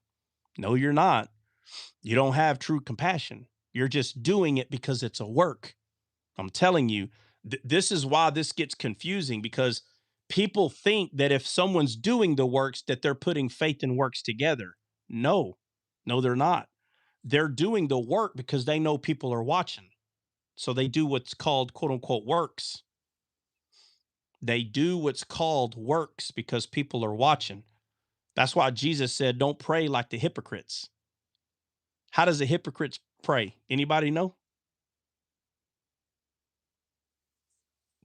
Standing on the corners. Yeah, they want everyone to see them. He said, don't pray like the hypocrites. I have people ask me at least once a week, how come you don't ever pray on there? Because I don't pray like hypocrites. That's why. If I have to pray in public for you to see me, you have a problem, big time. If you cannot see when I minister the word, if you can't see what I'm doing, then my friend, you have a problem. But there are people, they've been brought up that you're supposed to cry and pray in front of everybody. First of all, the Bible says, or the Bible's not telling you that you can't cry. The Bible's not telling you that you can't pray, but you need to be very careful about praying in front of everybody, because the Bible says that we're not supposed to pray like the hypocrites. And I'm telling you right now, 90%, if not more, of all these people who are always crying and praying on a live, most of them are just hypocrites. Bible makes it very clear. But people say, well, if you don't do it, then something's wrong. No. My conversations with God, I don't have to have it with him and with everybody watching me. I don't have to. But Bible makes it very clear. I don't have to. So you're not supposed to expect someone to do that either. So if you're always praying in front of everybody and you're always doing works in front of you, you need to start questioning your motive. Because what I do behind closed doors, the Bible makes it clear why you do it behind closed doors. But when you're praying in the open for everyone to see, the Bible says don't pray like the hypocrites. So it's you that you need to ask yourself, why do you do? Well, because I want everyone to see. Okay, but if someone is not praying for everyone to see, you don't point your finger and say they're wrong, because God said, Jesus himself told us, don't pray like the hypocrites. The hypocrites love to pray and be seen. The hypocrites they love to do everything. They want everybody. They love to put down their brothers and sisters who are saved, by the way. They love to put them down. They lift themselves up by putting others down. I am telling you right now, this goes both ways. Don't think because you feel like somebody's wrong and I'm going to call them out in front of everybody. Don't think you're doing the right thing just because you're calling them out. You want to know if you're doing the right thing? The Bible makes it very clear. Love. And love doesn't embarrass people like that. I'm talking about when you're talking about how someone's not doing the right thing and that's wrong. And that's what I'm talking about. You giving someone a hard time about something, in particular, I'm talking about people that you know, okay? People you know, that's not you not loving them because you're giving them a hard time. It's so funny in this day and age that we'll watch other Christians, and as soon as we watch them be human, right? Like make fun or just give a hard time, and I'm not talking about how Mr. Potato Head came in here giving me not it's so funny to me how how you have people that will on purpose, like they'll try to keep poking at something very specific, and then right, you'll notice like, wait a minute, why is this going on for a year? It doesn't take long. You're like, oh, okay, I get it. Trust me, I don't need no one to tell me. I see what's going on, and they'll tell you, oh, harness your emotions. Guys, harnessing your emotions is when the first 10th or 50th time that somebody is trying to like give you a hard time, that's those all those I harness my emotions all 100,000 times. But when someone is telling you, "Hey, I need you to pull out your paddle and spank me," okay? And I'm not talking in a sexual way for you weirdos that see it that way. I'm talking about a paddling. You need a butt whooping. That I'm gonna pull it out and whoop you. But what you need to understand is you need to know the difference. When someone is playing and when they're not, you need to. All right. And when it clicks, when you realize, okay, this person ain't playing no more, then you got to be honest and call them out and say, hey, at this point, you're not playing anymore. You're making that very clear. And it's basically you saying, hey, we're done. We're done with that. So being passive is not saying anything. Harnessing your emotions, guys, is when you realize someone is messing with you and you're like, okay, they're just messing. That means you're not going to take it to the next level. It's cool, everything's cool, but being passive is fine when someone is playing, right? But when someone is not playing, they never stop. They never stop. So now you're not passive. You understand? Now you have to be assertive and say, hey, hey, hey, we're done. See, people don't like it when you're assertive. They don't like it. Okay. Because you got to spank them. People don't like getting spanked, but they like it when you're passive. See, harnessing your emotions is not being passive. Harnessing your emotions is telling yourself like someone saying, hey, you're fat, right? If you know you're fat, what does it matter? And especially if in your head you're saying, well, they're just playing, then they are.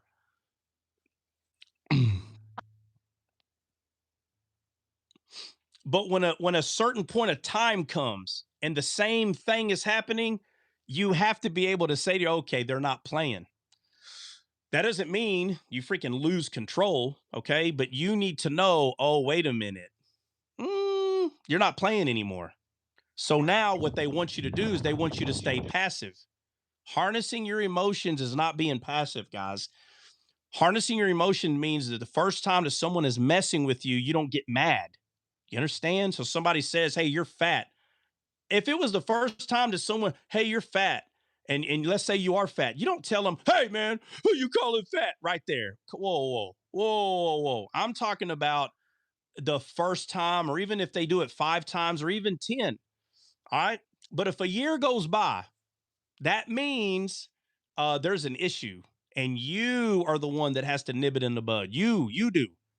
That's when you realize, okay, yeah, maybe this person thinks that I'm being passive and I'm just going to allow, right? Because I'm harnessing my emotions. No, at that point, you have to be assertive and you put your foot down, right?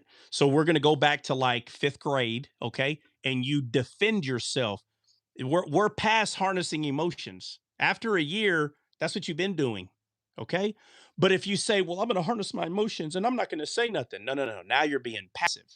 This is where again, if you're young, right, like 5th graders, see 5th and 6th grade, like around that time, it's a hard line to determine whether you're being bullied or not. How you know if you're being bullied is if like again, like like our knucklehead buddy came in here, right? Maybe he's used to bullying, maybe, I don't know, right? But I never liked bullies anyway, all right? But around 5th or 6th grade, if someone knows, like if a bully knows that you're going to allow them to bully you, they keep bullying you. So what are you supposed to do? Well, back in the day, you punch them in the nose, and trust me, they stop. Okay. But when you become an adult, you do have to harness your emotions. Why? Because if the person is playing, you'll know. Why? Because in a very short period of time, they don't even talk about it anymore.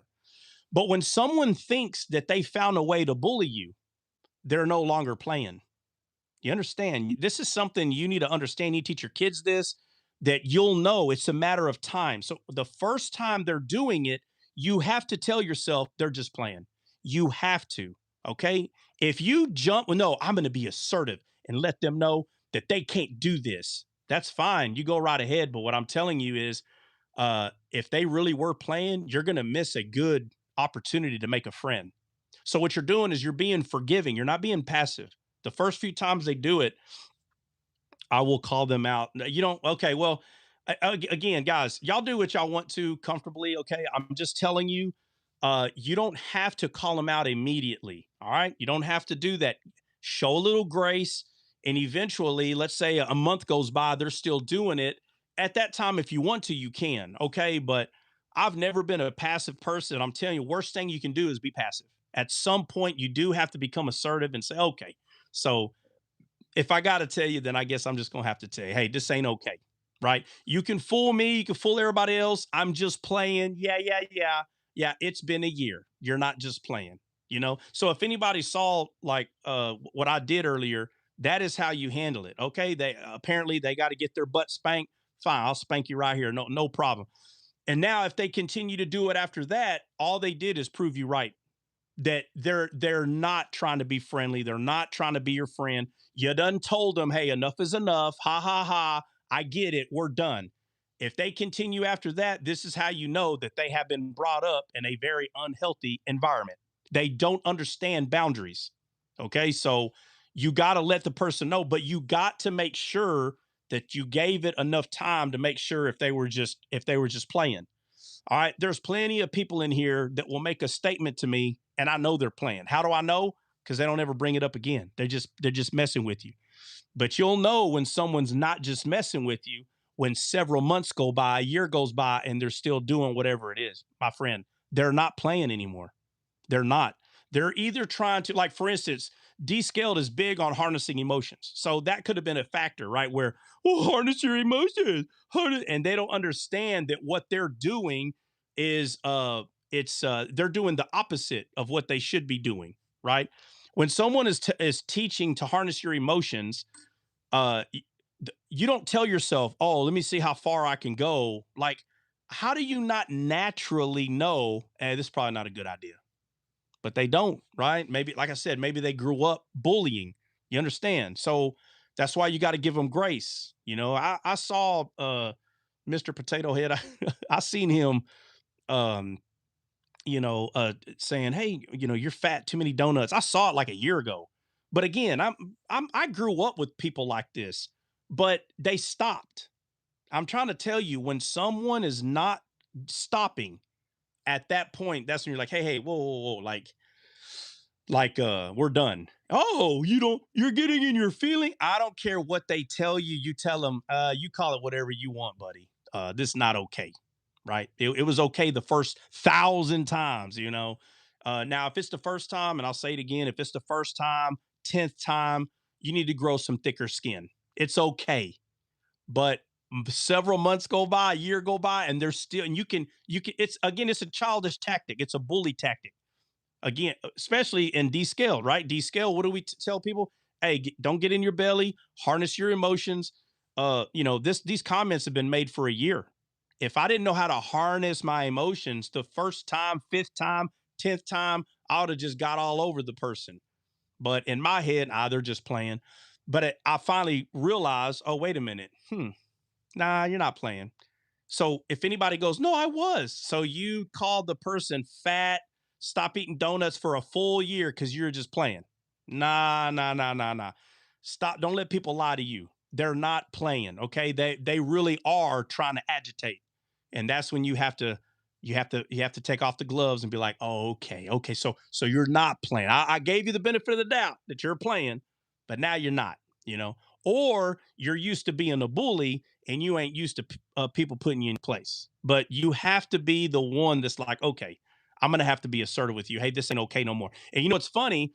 What ends up happening? They end up attacking you in a different way. Oh, calm down. Y'all saw it, right?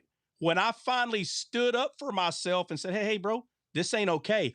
Calm down, bro. It's not that serious. So now watch. Narcissistic behavior, gaslighting. Oh, it's your fault. You're in your feelings. No, I think you're missing what's happened. So for a year, You call someone fat, okay? They let you do it for a year, and then when they finally tell you, "Hey, this ain't okay," oh, it's because you're in your feelings. No, don't let someone lie to you. You're not in your feelings. It's just you finally recognize that the person is doing this for a reason. All right. And so you have to say, hey, you know what? We're done with that. We're done. Oh, I'm not wrong. You're in your feeling. Nah, nah, nah, nah. Not like that. Right. So, um, like that's why I say give them the benefit of the doubt. Now, Saba said, I tell them straight up, just remember there's been many times where, I knew, okay, they're just playing around and we end up being great friends because they really were playing. But when several months go by or a year goes by and they keep doing it, guys, you need to do the right thing and say, hey, this ain't okay no more, man. It's not okay. Oh, well, I'm just playing. Nah, nah, nah, nah, nah. I believe you're playing the first time, 10 time, 50 time. It's been 10,000 times. You're not playing anymore. I'm calling you out.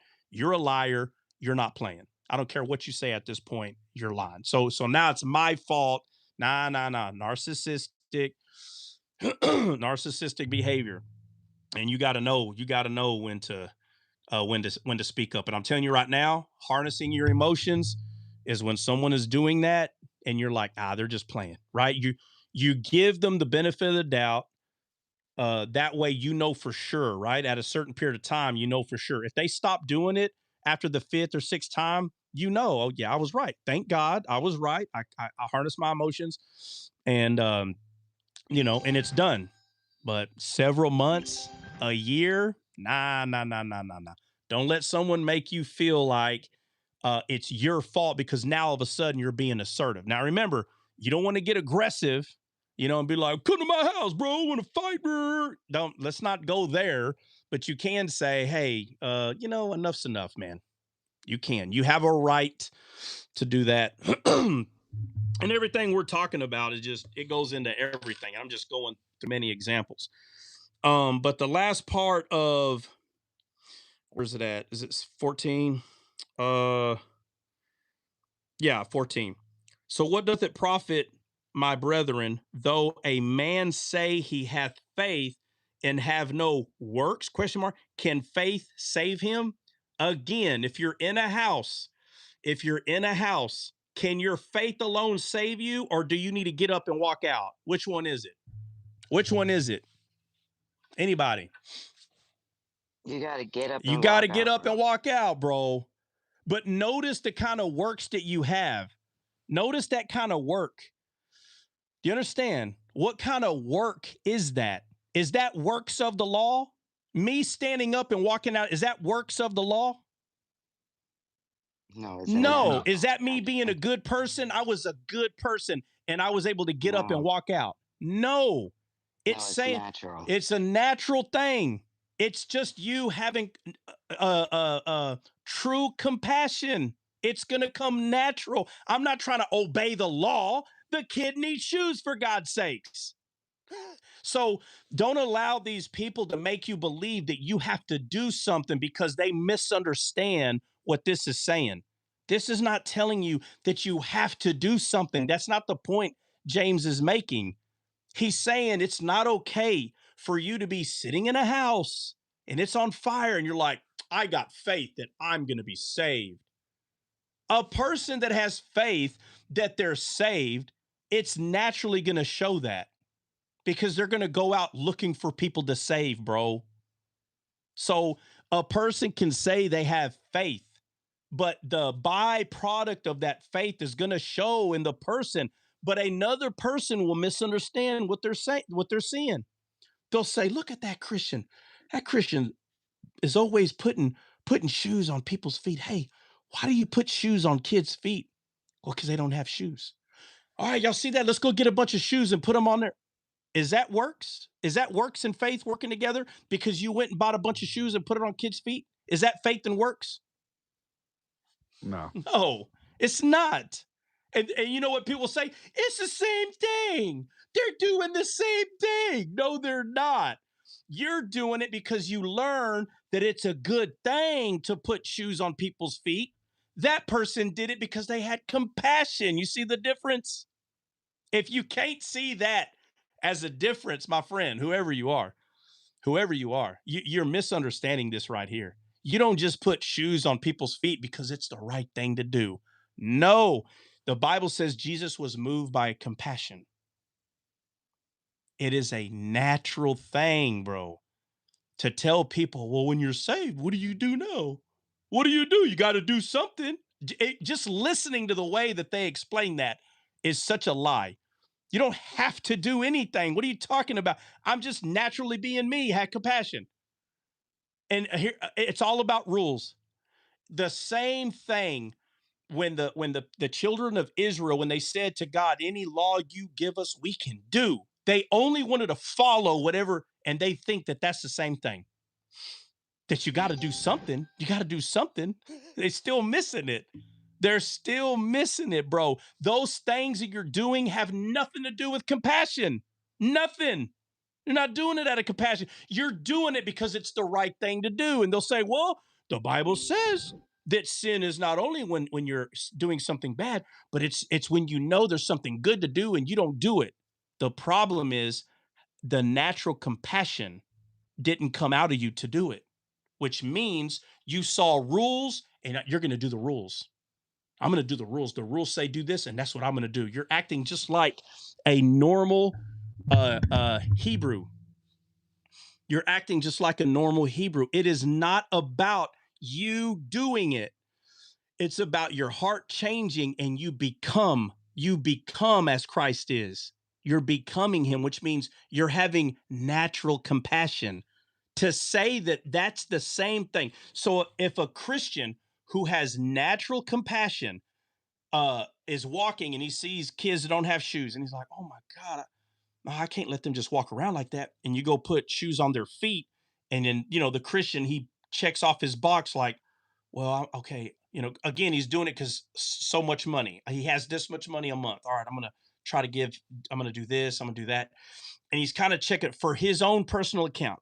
A person under the law would go study the system that this compassionate Christian has. They would create a checkbox because they think that this Christian over here, these people that put themselves under the law with the attitude, what do you do then? After you're saved, what do you do? Oh, well, look what that Christian's doing. You understand? They just see what the Christian is doing. They don't see what is leading the Christian. They just see what he's doing. So then they go get a checkbox. And they're like, I don't know. On Wednesdays, he gives shoes to kids who don't have shoes. On Thursdays, he goes and feeds. And they just go check all the boxes. They're just doing what they see as rules, but have no compassion on the inside of them.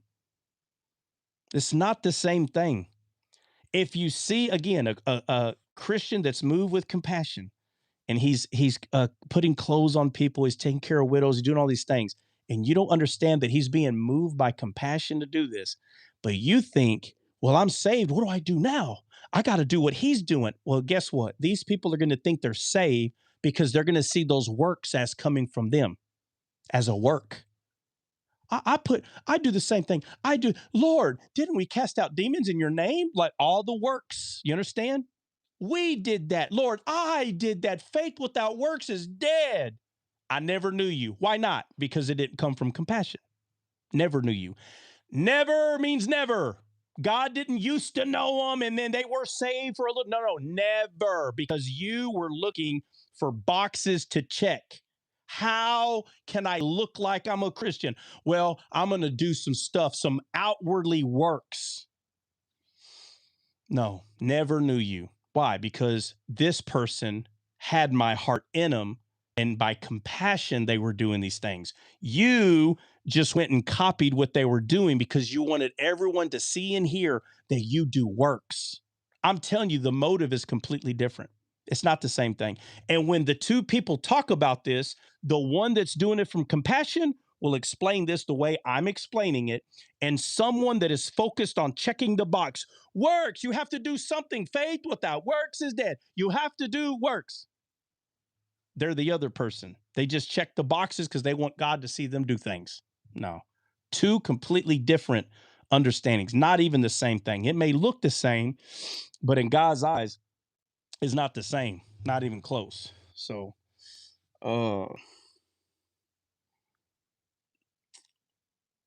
Hey, I got a question about yeah. what you brought up earlier. So that whole mindset where a person asks like, oh well, what do we do now? We're saved now. What do we do? Is that I was kind of thinking like, back in the garden with Adam and Eve. I could be wrong in thinking this, but did they kind of forget what they were supposed to do as well? Like when God said, "Be fruitful and multiply." No, they didn't forget. Right. They didn't forget. They just didn't do it. They just disobeyed. Yeah. Mm. They just didn't do it. They didn't forget. You got to understand, they were perfect. We don't know what it's like to be perfect yet. They weren't forgetful. Their brain wasn't dying every day. You understand? Okay. Yeah, I see what you're saying. They're not the same humans, not the same kind, bro. We're in a corruptible body. They were not. So they didn't forget. But they didn't.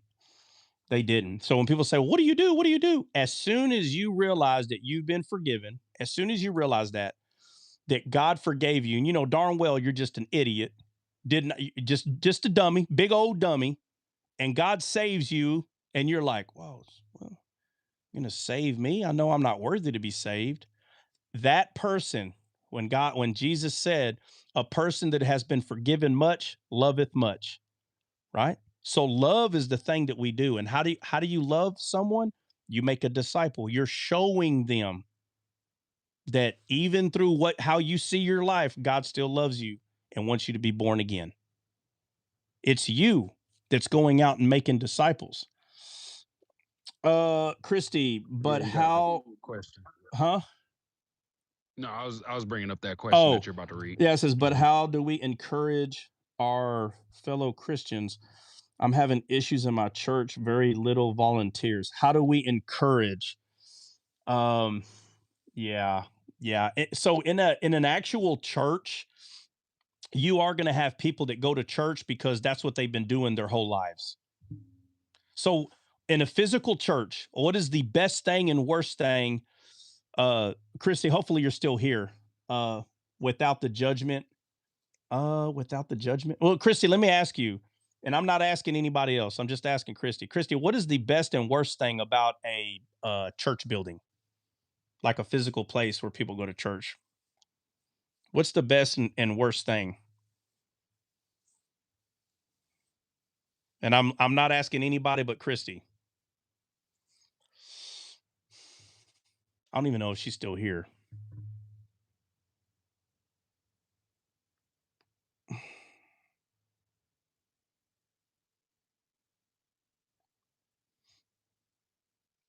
Christy is still here. Okay, I'm here. Yeah, and I'm not trying to put you on the spot, Christy. I'm just trying to see your mindset here. Like, what is the best and worst thing about a physical church? Oh, you can come up. Yeah.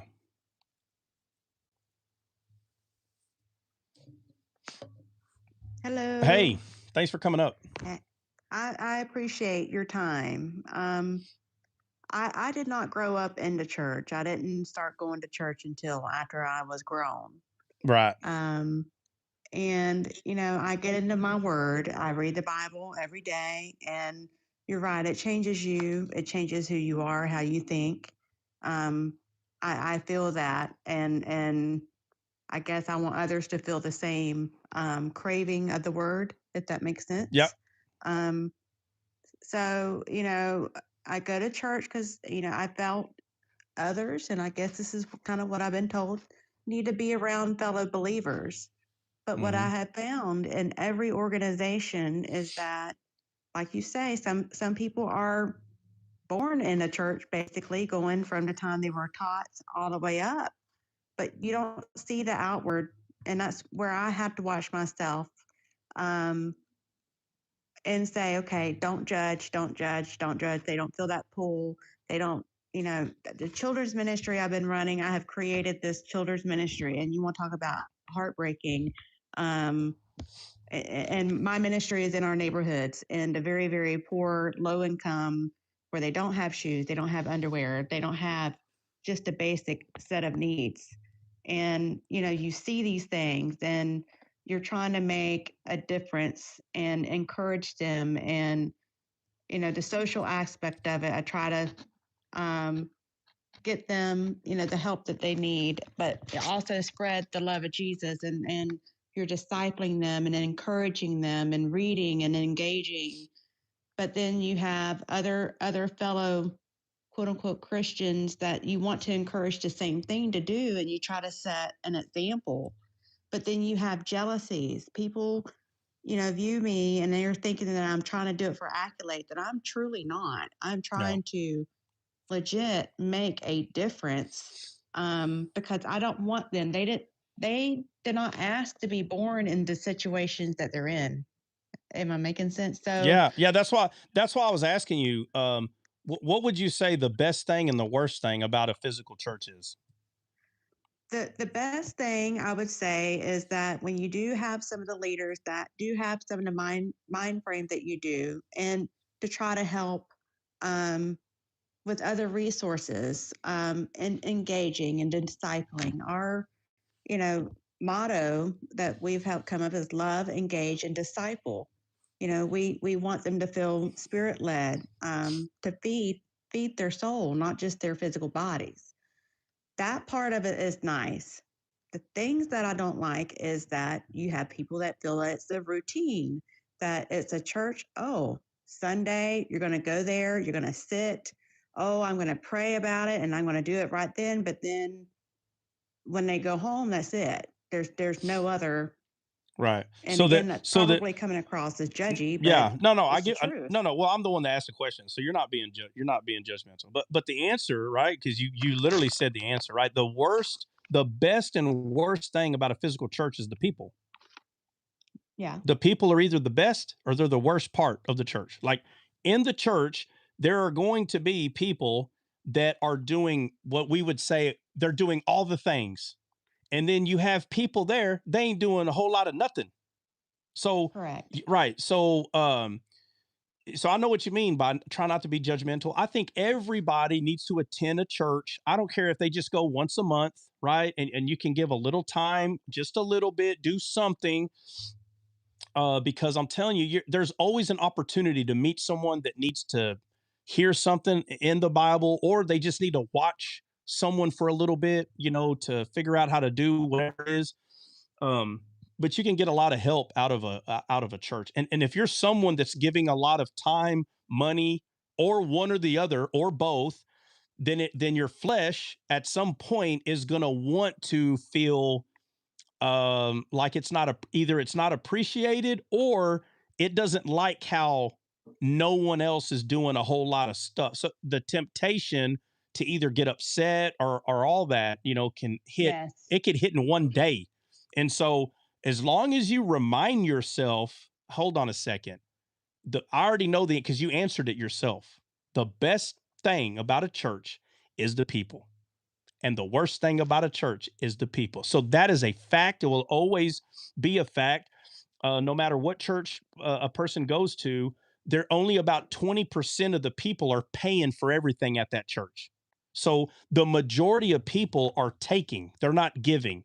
So these things, they just have to already be known. This is a fact. Now, those numbers may not be perfect for all churches, but it's pretty much the same. No matter what church you go to, it's less than half the people, if not 25% or less.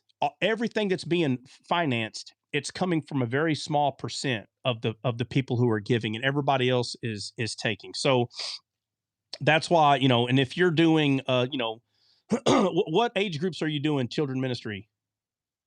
I have my youngest one is 4, and I go all the way up to 15. Oh Lord, how are you in charge When of I all the say ages?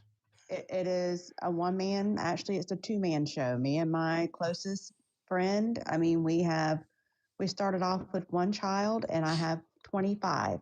In the Okay. last 6 weeks, we have really, grown it. I mean, Yeah. I'm beating the bushes, going out into the neighborhoods. Yeah. Literally right there at the church neighborhood. and they're coming, they're listening to words, they have wonderful questions, and they're engaging, which is a godsend. But then when you're needing other quote unquote volunteers to at least help, just for the manpower Yeah. alone. We're not a very big church. We have 45 in our church, so we're small. Yeah. And it's just trying to make sure that I've been raising funds. I've been Yeah. Yeah. No, it's you all just, about trying to yeah, get them. Yeah. you just keep doing what you can do, and you just have to remind yourself there is only going to be a few people that's going to give a crap what I'm doing. You have to remind yourself on a daily basis. There's only going to be a few people Right. that's going to appreciate. Nobody's ever going to say good job. Nobody's ever going to pat me on my back. Nobody. If you don't tell yourself this truth, then your flesh, okay, could get the best of you. And before you know it, you said something you probably shouldn't have said. And some things are just hard, especially with the church that's under 100. Some things are hard to take back. They just are. And so, everything that you're doing, you should already know. And again, I'm not trying to preach to the choir here, but just remind yourself that God is a giver. He's not a taker. So, and that's what you're doing, whether you're giving your time, finances, or both, that you're giving. And of course, you can't give too much time, because you're just going to start getting frustrated. But you give the time that you can give, you give the money that you can, and that's it. um I was going to wonder, do you guys play music? You play music for your kiddos over there? Oh yeah. All right. You need to write this down. If you don't follow Descaled, how did you come across Descaled, by the way? I do. I've been a follower for a while. Oh, okay. I didn't know that. And Okay. whenever I can, I enjoy listening. And you guys were on, and what you're reading has really struck, it struck a nerve with me, only because it's like, yes, I absolutely agree. And then I have to fight my own flesh. It's like, okay, I had a powwow with my best friend last night, because we do several, every Wednesday night we do something, and then just about every Friday night we do something again. Yeah. For the kids, because I want them to have a safe place.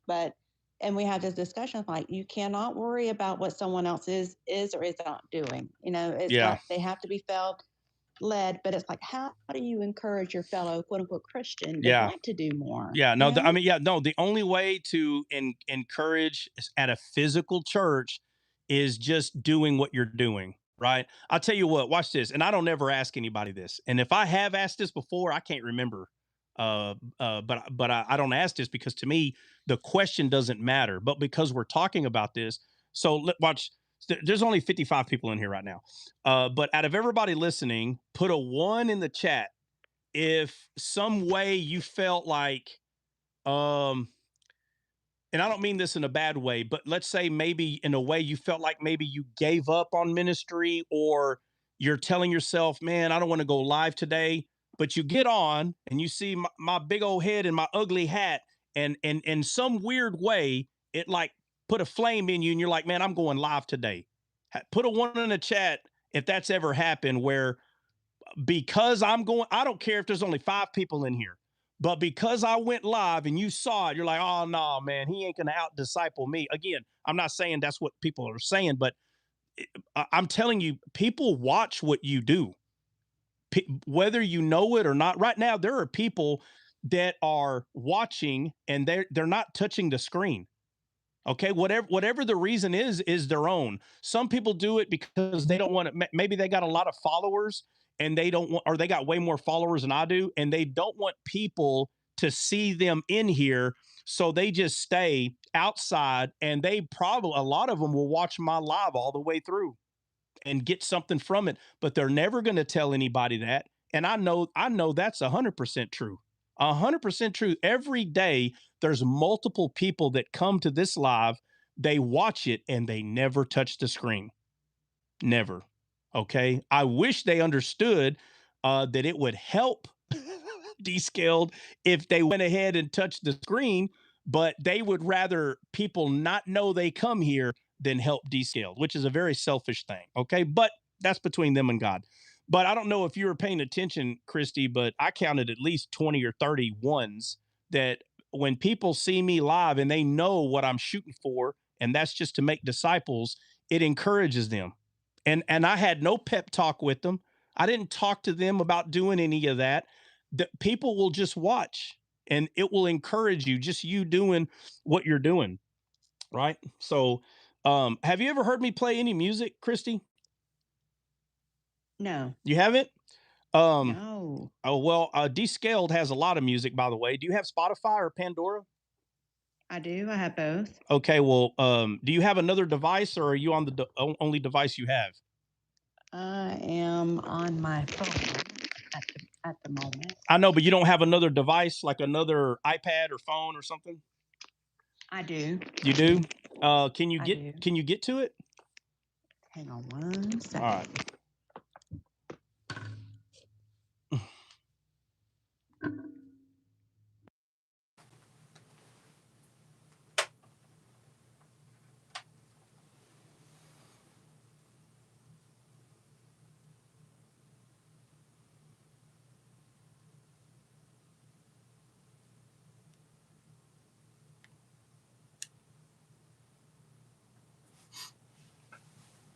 Yeah. So let me say this. So if anybody's on YouTube, guys, I'm going to play a couple of songs, but it's only going to be able to be heard on TikTok. So if you're on YouTube, I'm letting you know you're not going to be able to hear it. What'd you say, Breezy?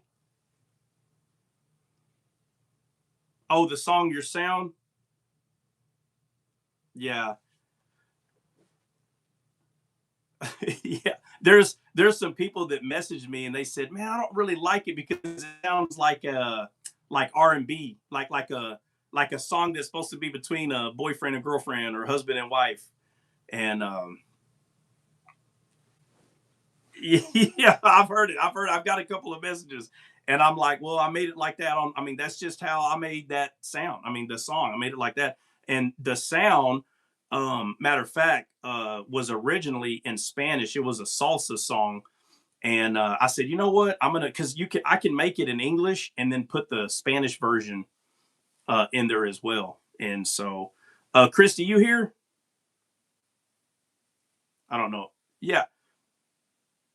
Yeah, yeah. So if you go to Spotify, excuse me, just type in descaled, and you should see this emblem right here pop up.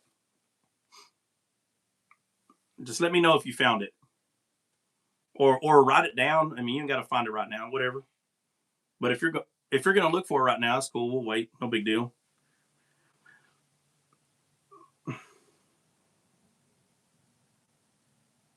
Okay, well while it's charging, okay, you just keep dealing with that. But I want you to listen because Descale just started. Well, the first album has not been released. I need to hurry up and give it to CJ so he can release it. But I've been getting messages for at least a month or maybe a little longer about kid music, and I already had written, I don't know, around 20 songs. I'm gonna let you hear one of them right now. Is that cool? All right, now obviously this is for like 5 and under, this specific song right here. All right.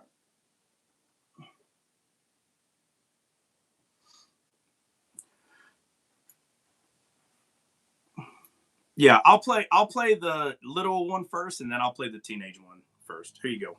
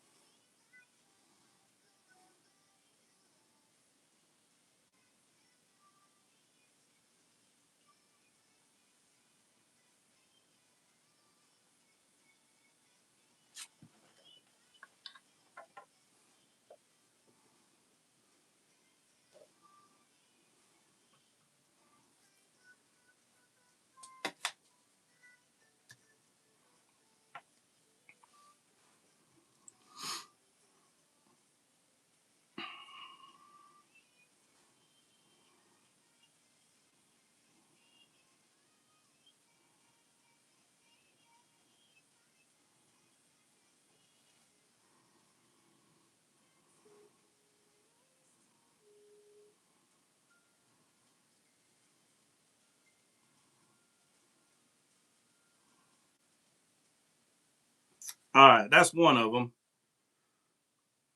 Yeah, so that's kind of everybody's favorite in here.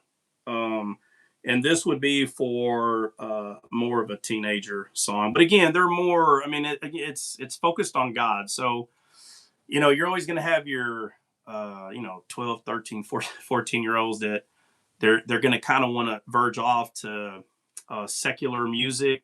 And I mean, you can't stop them. They're going to figure a way out how to listen to it, but you can at least give them something where it's God oriented, right? And so this song is called Younger Generation. Now it's more of a rap song, and I'm going to be up front. It's kind of giving the older person a hard time because in the song you're going to hear them say, "Y'all need to step aside," so yeah, yeah, yeah, yeah,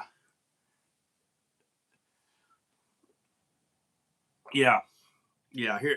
Yeah, so this will be ready to listen to on Spotify maybe in a couple of months, but I mean, a couple of months are going to come by either way. So there is, yeah. So it's not up there yet, but there's a lot of other music that is. Here you go.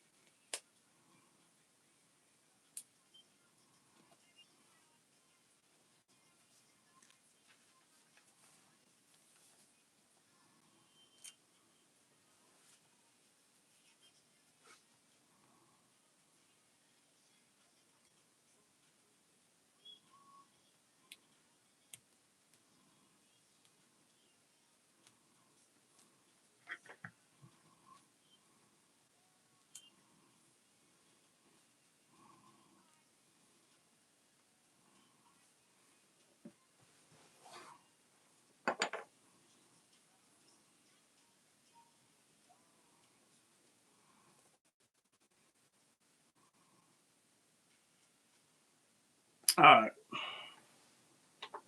all right. So that was for. Oh well, yeah, that was for. Can't hear. Agape. I feel like I have to go through this every week with somebody. Whenever I'm playing the music, you're not going to hear it on YouTube. Like I feel like I have to explain that. I don't know, like every day. Like you are not gonna hear the music on YouTube, guys. You're not. Okay. Um. Okay. Yeah. So that was younger generation, and I mean, there's a bunch of more. There's only two that's really for teenager. There's one that I'm almost done with. That's going to be for teenagers. So there'll be three or four for teenagers. The rest of them will be for like younger ones. And whenever it's out, I mean, it's free. Spotify's free, so you can play it whenever you want. Um,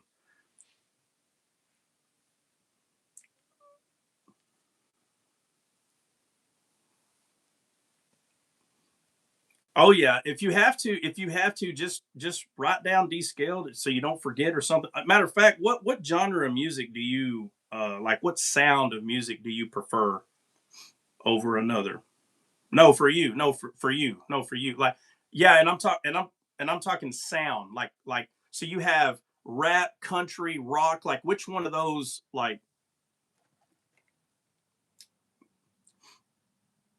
okay, well okay. Let me play this rock song for you then, since you're on here. The song's called "Thank You."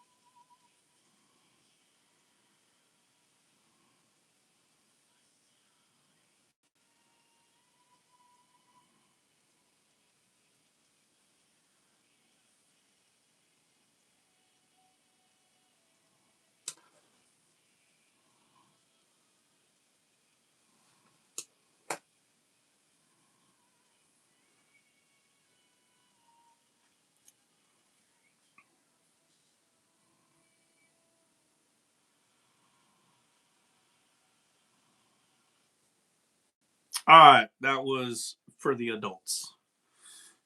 Yeah. So yeah, if you get on there, just type in descaled. You should see this emblem right here, and I want to say there's at least 4 albums. So I don't know, around 40 songs or so will be up there, and everybody and all the genres are there. So there's going to be rock, there's going to be rap in there. There's going to be country. Um, I can't think of any other type of. I mean, maybe it's because rap and pop is a little bit different. Um, and there is like 2 or 3 Spanish songs in there because I mean, believe it or not, uh, there's a lot of people from California, and then of course you got Bill. He's from Puerto Rican, so I gotta play some Puerto Rican for old Bill over there. But yeah, so yeah, no, I mean, I'm glad you came up, and if you ever need to come up again, you can. Like if you wanna You know, when I went to school so I studied the Bible, um, you know, pretty heavily for about 6 months, and then I found a couple of people that helped disciple me, and then from there is when I went into a serious study for years. Right after that, I wanted to go to a Bible college because I started hearing a bunch of words. This was years ago. I mean, we're talking 15 years ago, but I was hearing a bunch of words. I didn't understand the Christian lingo. I didn't know who they were talking about, right? You know, C.S. Lewis, you know, they bring up all these. I'm like, who are these people? What are we talking? Some of these people grew up in this, you know, they grew up in this culture, right? Christian culture. And when I was younger, I went to church and I went to a church camp, but I wasn't involved in the culture. And I didn't even realize there was one until after I went to this Bible. I went to this Bible college, and that's where I learned like, wow, like everyone knew what they were talking about. Like all these kids knew, you know, because a lot of them were 20 years old, you know, 21, 22, but they all knew what they were talking. And I'm like, what are y'all talking about? What are y'all? We're like, well, you know, C.S. No, I don't know. Who the heck is C.S. Lewis? And they're like, oh, well, that guy. And you know, they'll say, well, I was talking to this Catholic, and the Catholic brought up, you know, I always say Martin Luther King because I don't even see the point even knowing all that stuff. But they're like, you know, Martin Luther, and I'm like, no, I don't know. What is that? Well, you know, I'm like, man, no, does none of y'all talk about the Bible here? Like, all y'all talk about is, you know, these people. It's very, very weird for me to go there and see that they're not really versed in the Bible itself. It's more stories and like, I don't know, man, like just stuff that's passed down. And, you know, there are very few, but some of them were in the Bible. But the point is,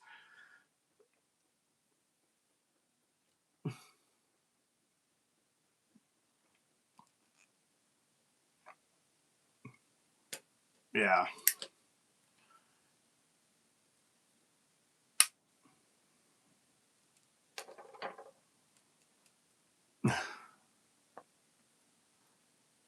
yeah,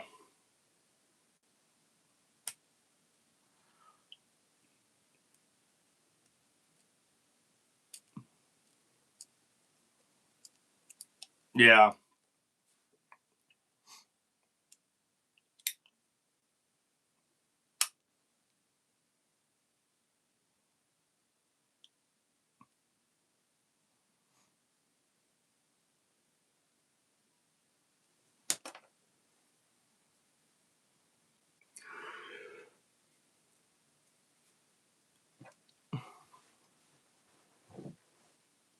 yeah,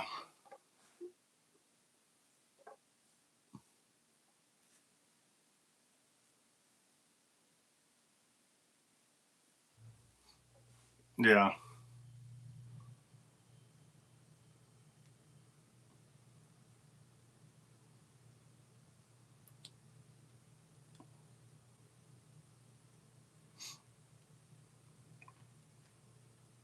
yeah.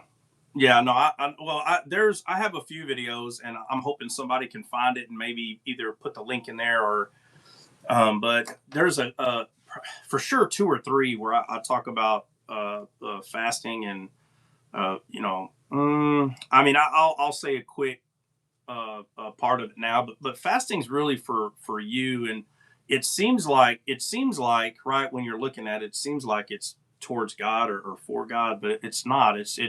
It's so we can learn how to discern when your flesh or like when your spirit is kind of going against each other, and fasting helps you see that because your flesh, when you tell it you're not going to eat, it's the part of you within 5 hours will lie to you and say you're starving, you know, and you know darn well you're not starving in 5 hours. I mean, you know, there's been a time where I didn't eat for 2 or 3 days and I felt like I was starving. But there is literally people in America and in other countries, you know, they don't eat for a week straight, for several days, like, and they're trying to find food. So, uh, for anyone to say that they haven't eaten in 12 hours or a day or two, to even use the word starving, but what I'm trying to show you is that's the word your flesh will use. He'll say, man, I'm starving. No, you're not. And you have to start acknowledging that there is something that is true, that wants to come against the flesh. The flesh is always trying to lie about extremes. For instance, you get fired at a job. The first thing your flesh is going to want to do is just feel sorry for itself. Oh, boo hoo. I lost my job. Uh, no one's ever going to hire me because of this. That is not true. And so if you don't learn how to tell yourself that's not true, in many instances, oh, I committed a sin.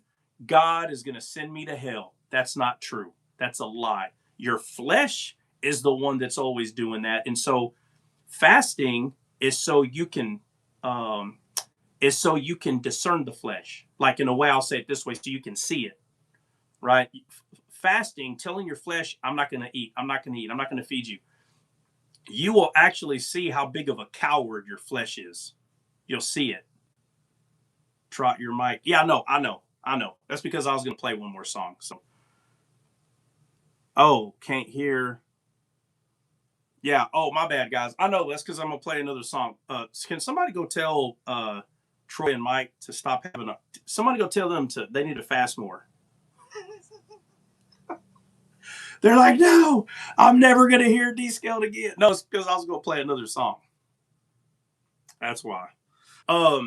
Yeah, but no, I know exactly what you're saying. But what I was getting at about going to the school, I went and I took all their counseling courses because I knew I was going to need that while making disciples. I just knew it, and I was right on. And a course that I made myself take this course, and I took 2 classes of it, and it was child ministry. It was children's ministry. I didn't take it because I'm going to minister kids. That is not why I took the course. I did not take that course for that. I took that course because I had no idea what that title meant. Child. I was like, what does that mean? What do you mean, child minister? Like, well, you minister to child. No, I know what the words mean, but what does that look like? So I took this course. I took 2 classes of it. And the lady that teaches the course, she's the best. Okay. There's a church, where I got married at, a church that I still attend. She's the children ministry there. She's the children minister there.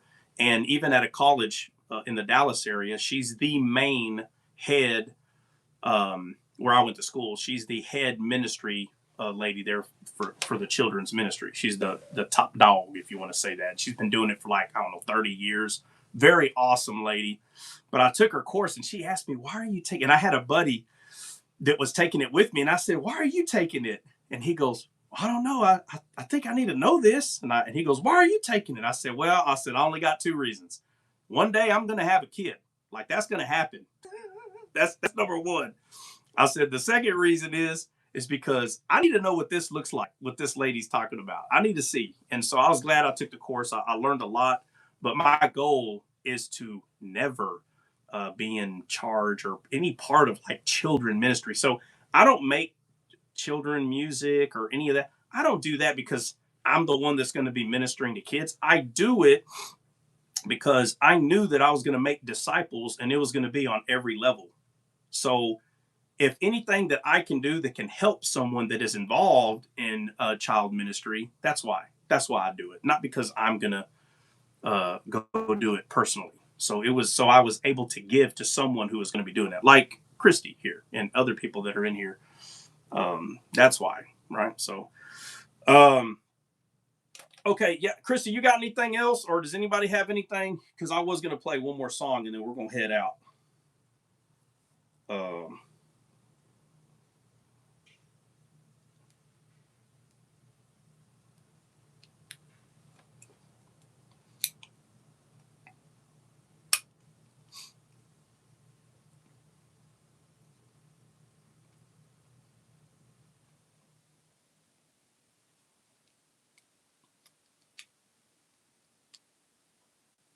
Oh, someone's got a phone call.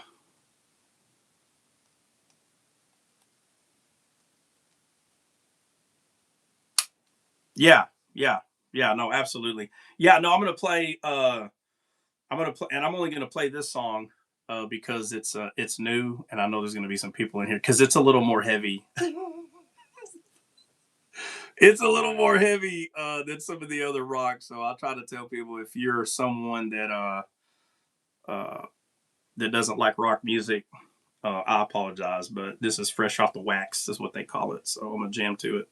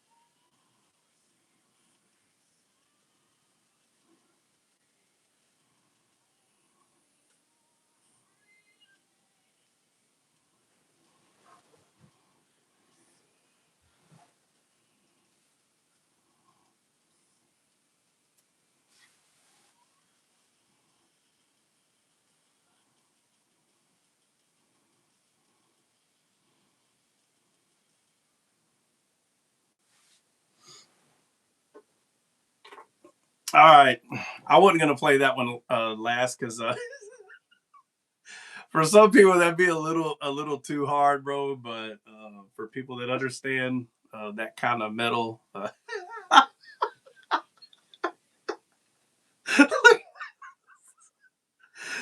Sando's like, what? I see everybody's comments, bro. I had to turn my mic off, man. It had me rolling. I don't know who it was. I think it was Alex. Alex said something like, bro, why is 100 pounds feeling like an ounce? He's in the gym just like, rah.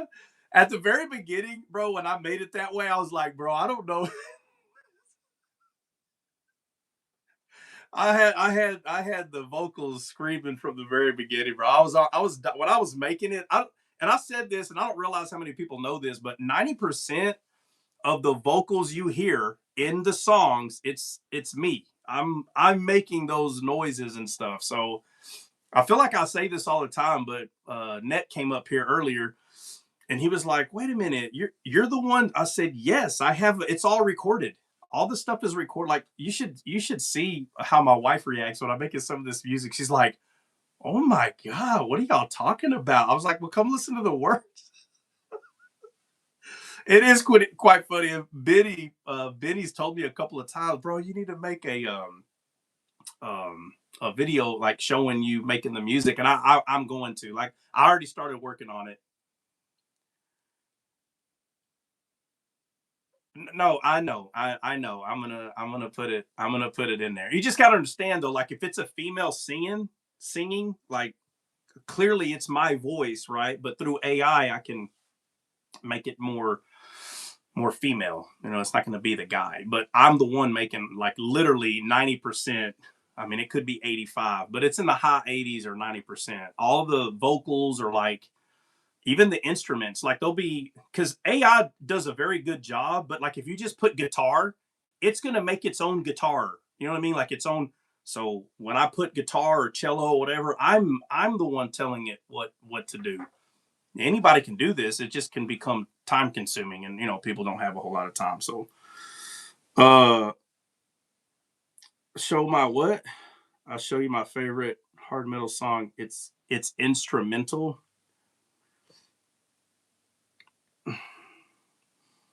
Yeah, look at 99. He's like, so that's how all your songs are bangers. Yeah, bro, because I don't just tell AI I want a rock song. No, bro. The song it's me. It's me doing it. Play the song? What song, Connie? Play what song?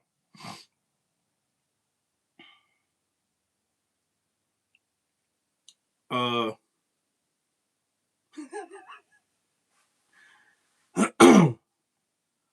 I never said that for the record. Oh, I saw your He's like, so that's how I've been telling y'all how I do it.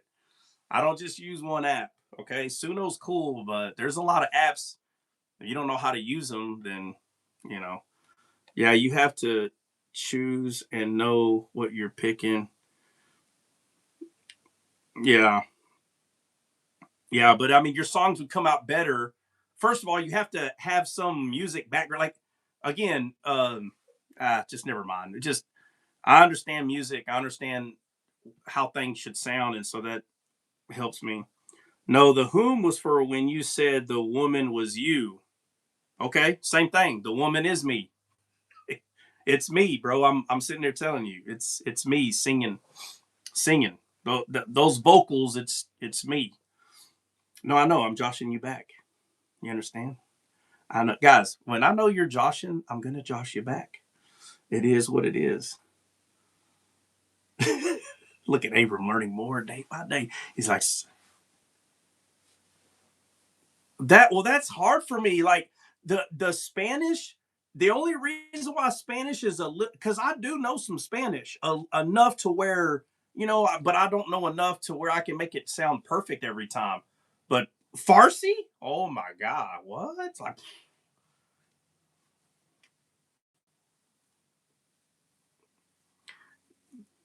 I know, but it's not the reason it's not easy because like last time when I did I'm your garden, you're like, I don't know, everything sounds right, but this word, I'm like, oh my god. I'll tell you what. I tell you what. I tell you what. We got one person that we've sought. Kim's another one. I'll try to see if I can get Kim to do it, but I know Abram won't have a problem. So if y'all didn't know, Descaled Notes, like it's a thing. I mean, Descaled Records, like we actually have a record label, Descaled Records, and Abram was our first to sign on to it. And so I'm trying to move on to writing my book, and I can't do it because I'm still messing with a bunch of music. Let Christy hear I'm Your Garden. I don't, is she still here? When do you plan to go live again? Oh, Chrissy, there you are. Well, I go live every day, Chrissy. The time is the issue. I used to go live every morning between 8 and 9 Central Time. So just so you know, I'm in the Central Time zone in America. So I usually was going live, and it was for a long time. Between 8 and 9, I would go live, but I can't guarantee that right now. So you're Eastern, okay? Well, I'm Central Time, so right now it is 1 p.m. All right, that's what time it is where I'm at. I can work on something. I have lots of time. Yeah, no, Kim, I know. I'm remember what we talked about, like the paperwork and stuff that we got to do. We're still going to do that.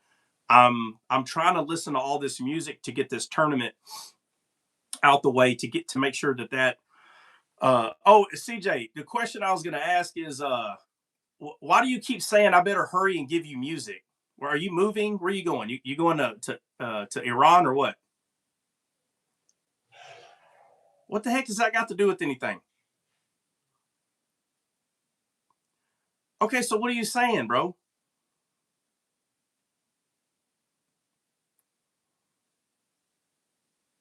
Okay, so when can you start pushing music through again? Not to 5 years? You're gonna wait till your kid's 5 or what?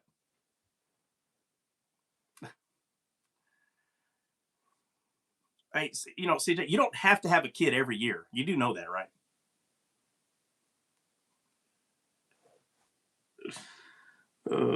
Yeah, exactly. Breezy's putting his 2 weeks in. Yeah, is that what we're hearing, bro? You're putting your notice? Is that what we're doing here?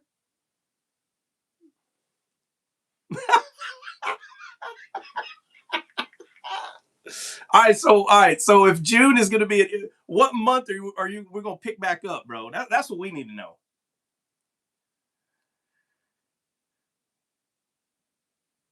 Yeah, no, but you're saying that you need at least that. No, I know what you mean though. You need at least a few weeks, like a month for sure, probably to do your thing or whatever. Abram, he needs 3. He needs 90 days, bro. Yeah, well, I mean, I can't send you something if it's not done. You know, like I still have a one kid song. All right, so Christy, do you like old fashioned like choir songs? Well, no, not old fashioned, not the gospel hymn. First of all, I don't have anything. Yeah, yeah. All right, so I've already seen 2 people. They want you to hear the song "I'm Your Garden," so I'm gonna go ahead and play it if that's okay with you. All right. This is like so far just about everybody's favorite over everything.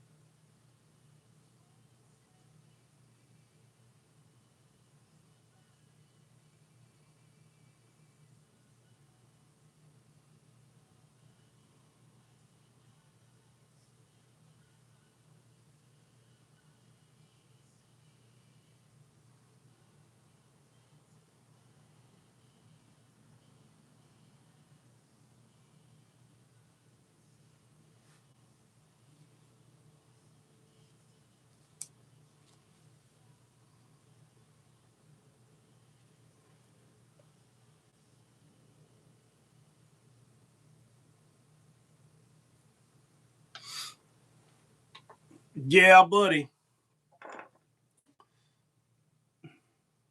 Mm-hmm.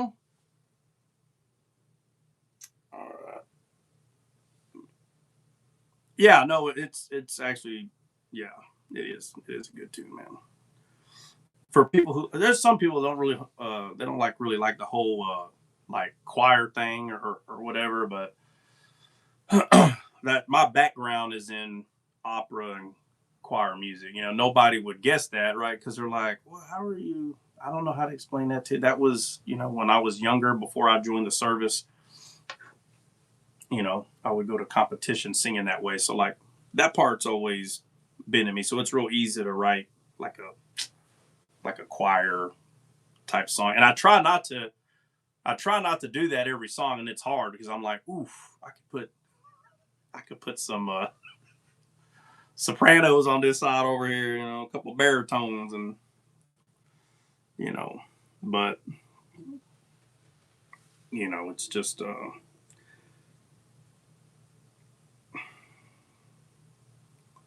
man, where's the song I wanted to play, man? I thought it was right here. Oh, you know what? I think I'm going too fast. I'm gonna slow down. No, I'm guessing that's the one you want to hear right now.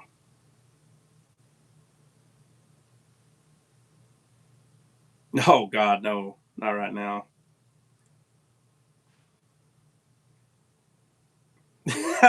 Did someone say? Did somebody say slay and eat?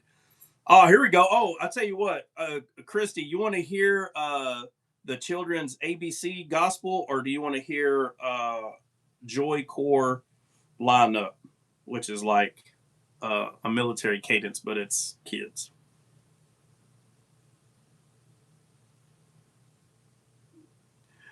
Well, I don't know. Ask. So you got to understand that these songs haven't been released. So the only people that has heard these songs are everybody up here. So let's ask the parents. Which one of these two do you think the kids respond to more, the ABC one or the Joy Corps lineup? Uh,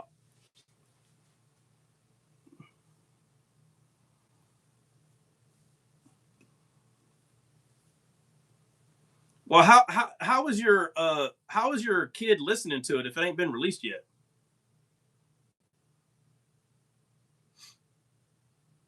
CJ, you releasing the music, bro? Oh my God, bro! Tell me it ain't so.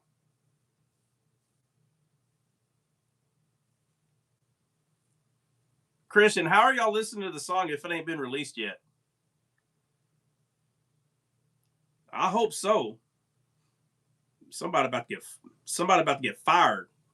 All right, so all right, no, I'm kidding. All right, well, I don't want it to be released until it needs to be released. All right, guys. So which one does answers Chrissy's question?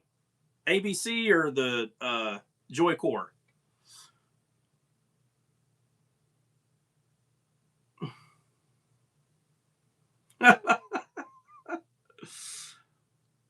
That's it. Just two people. Where's Alex at? Well, I'm talking about people who got kiddo. I'm Alex and Deborah. What? Oh yeah, my bad. I forgot. I forgot about that. I apologize. I did. I forgot. I'm telling you, I thought all your kids were grown.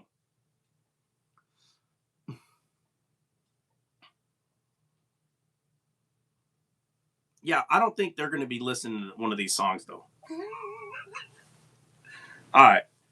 Okay. Well, okay. Well, now it's a split between ABC and Joy Corps. I need a split breaker. I need a decision maker here. We need somebody's soul to speak up. No, I was kidding.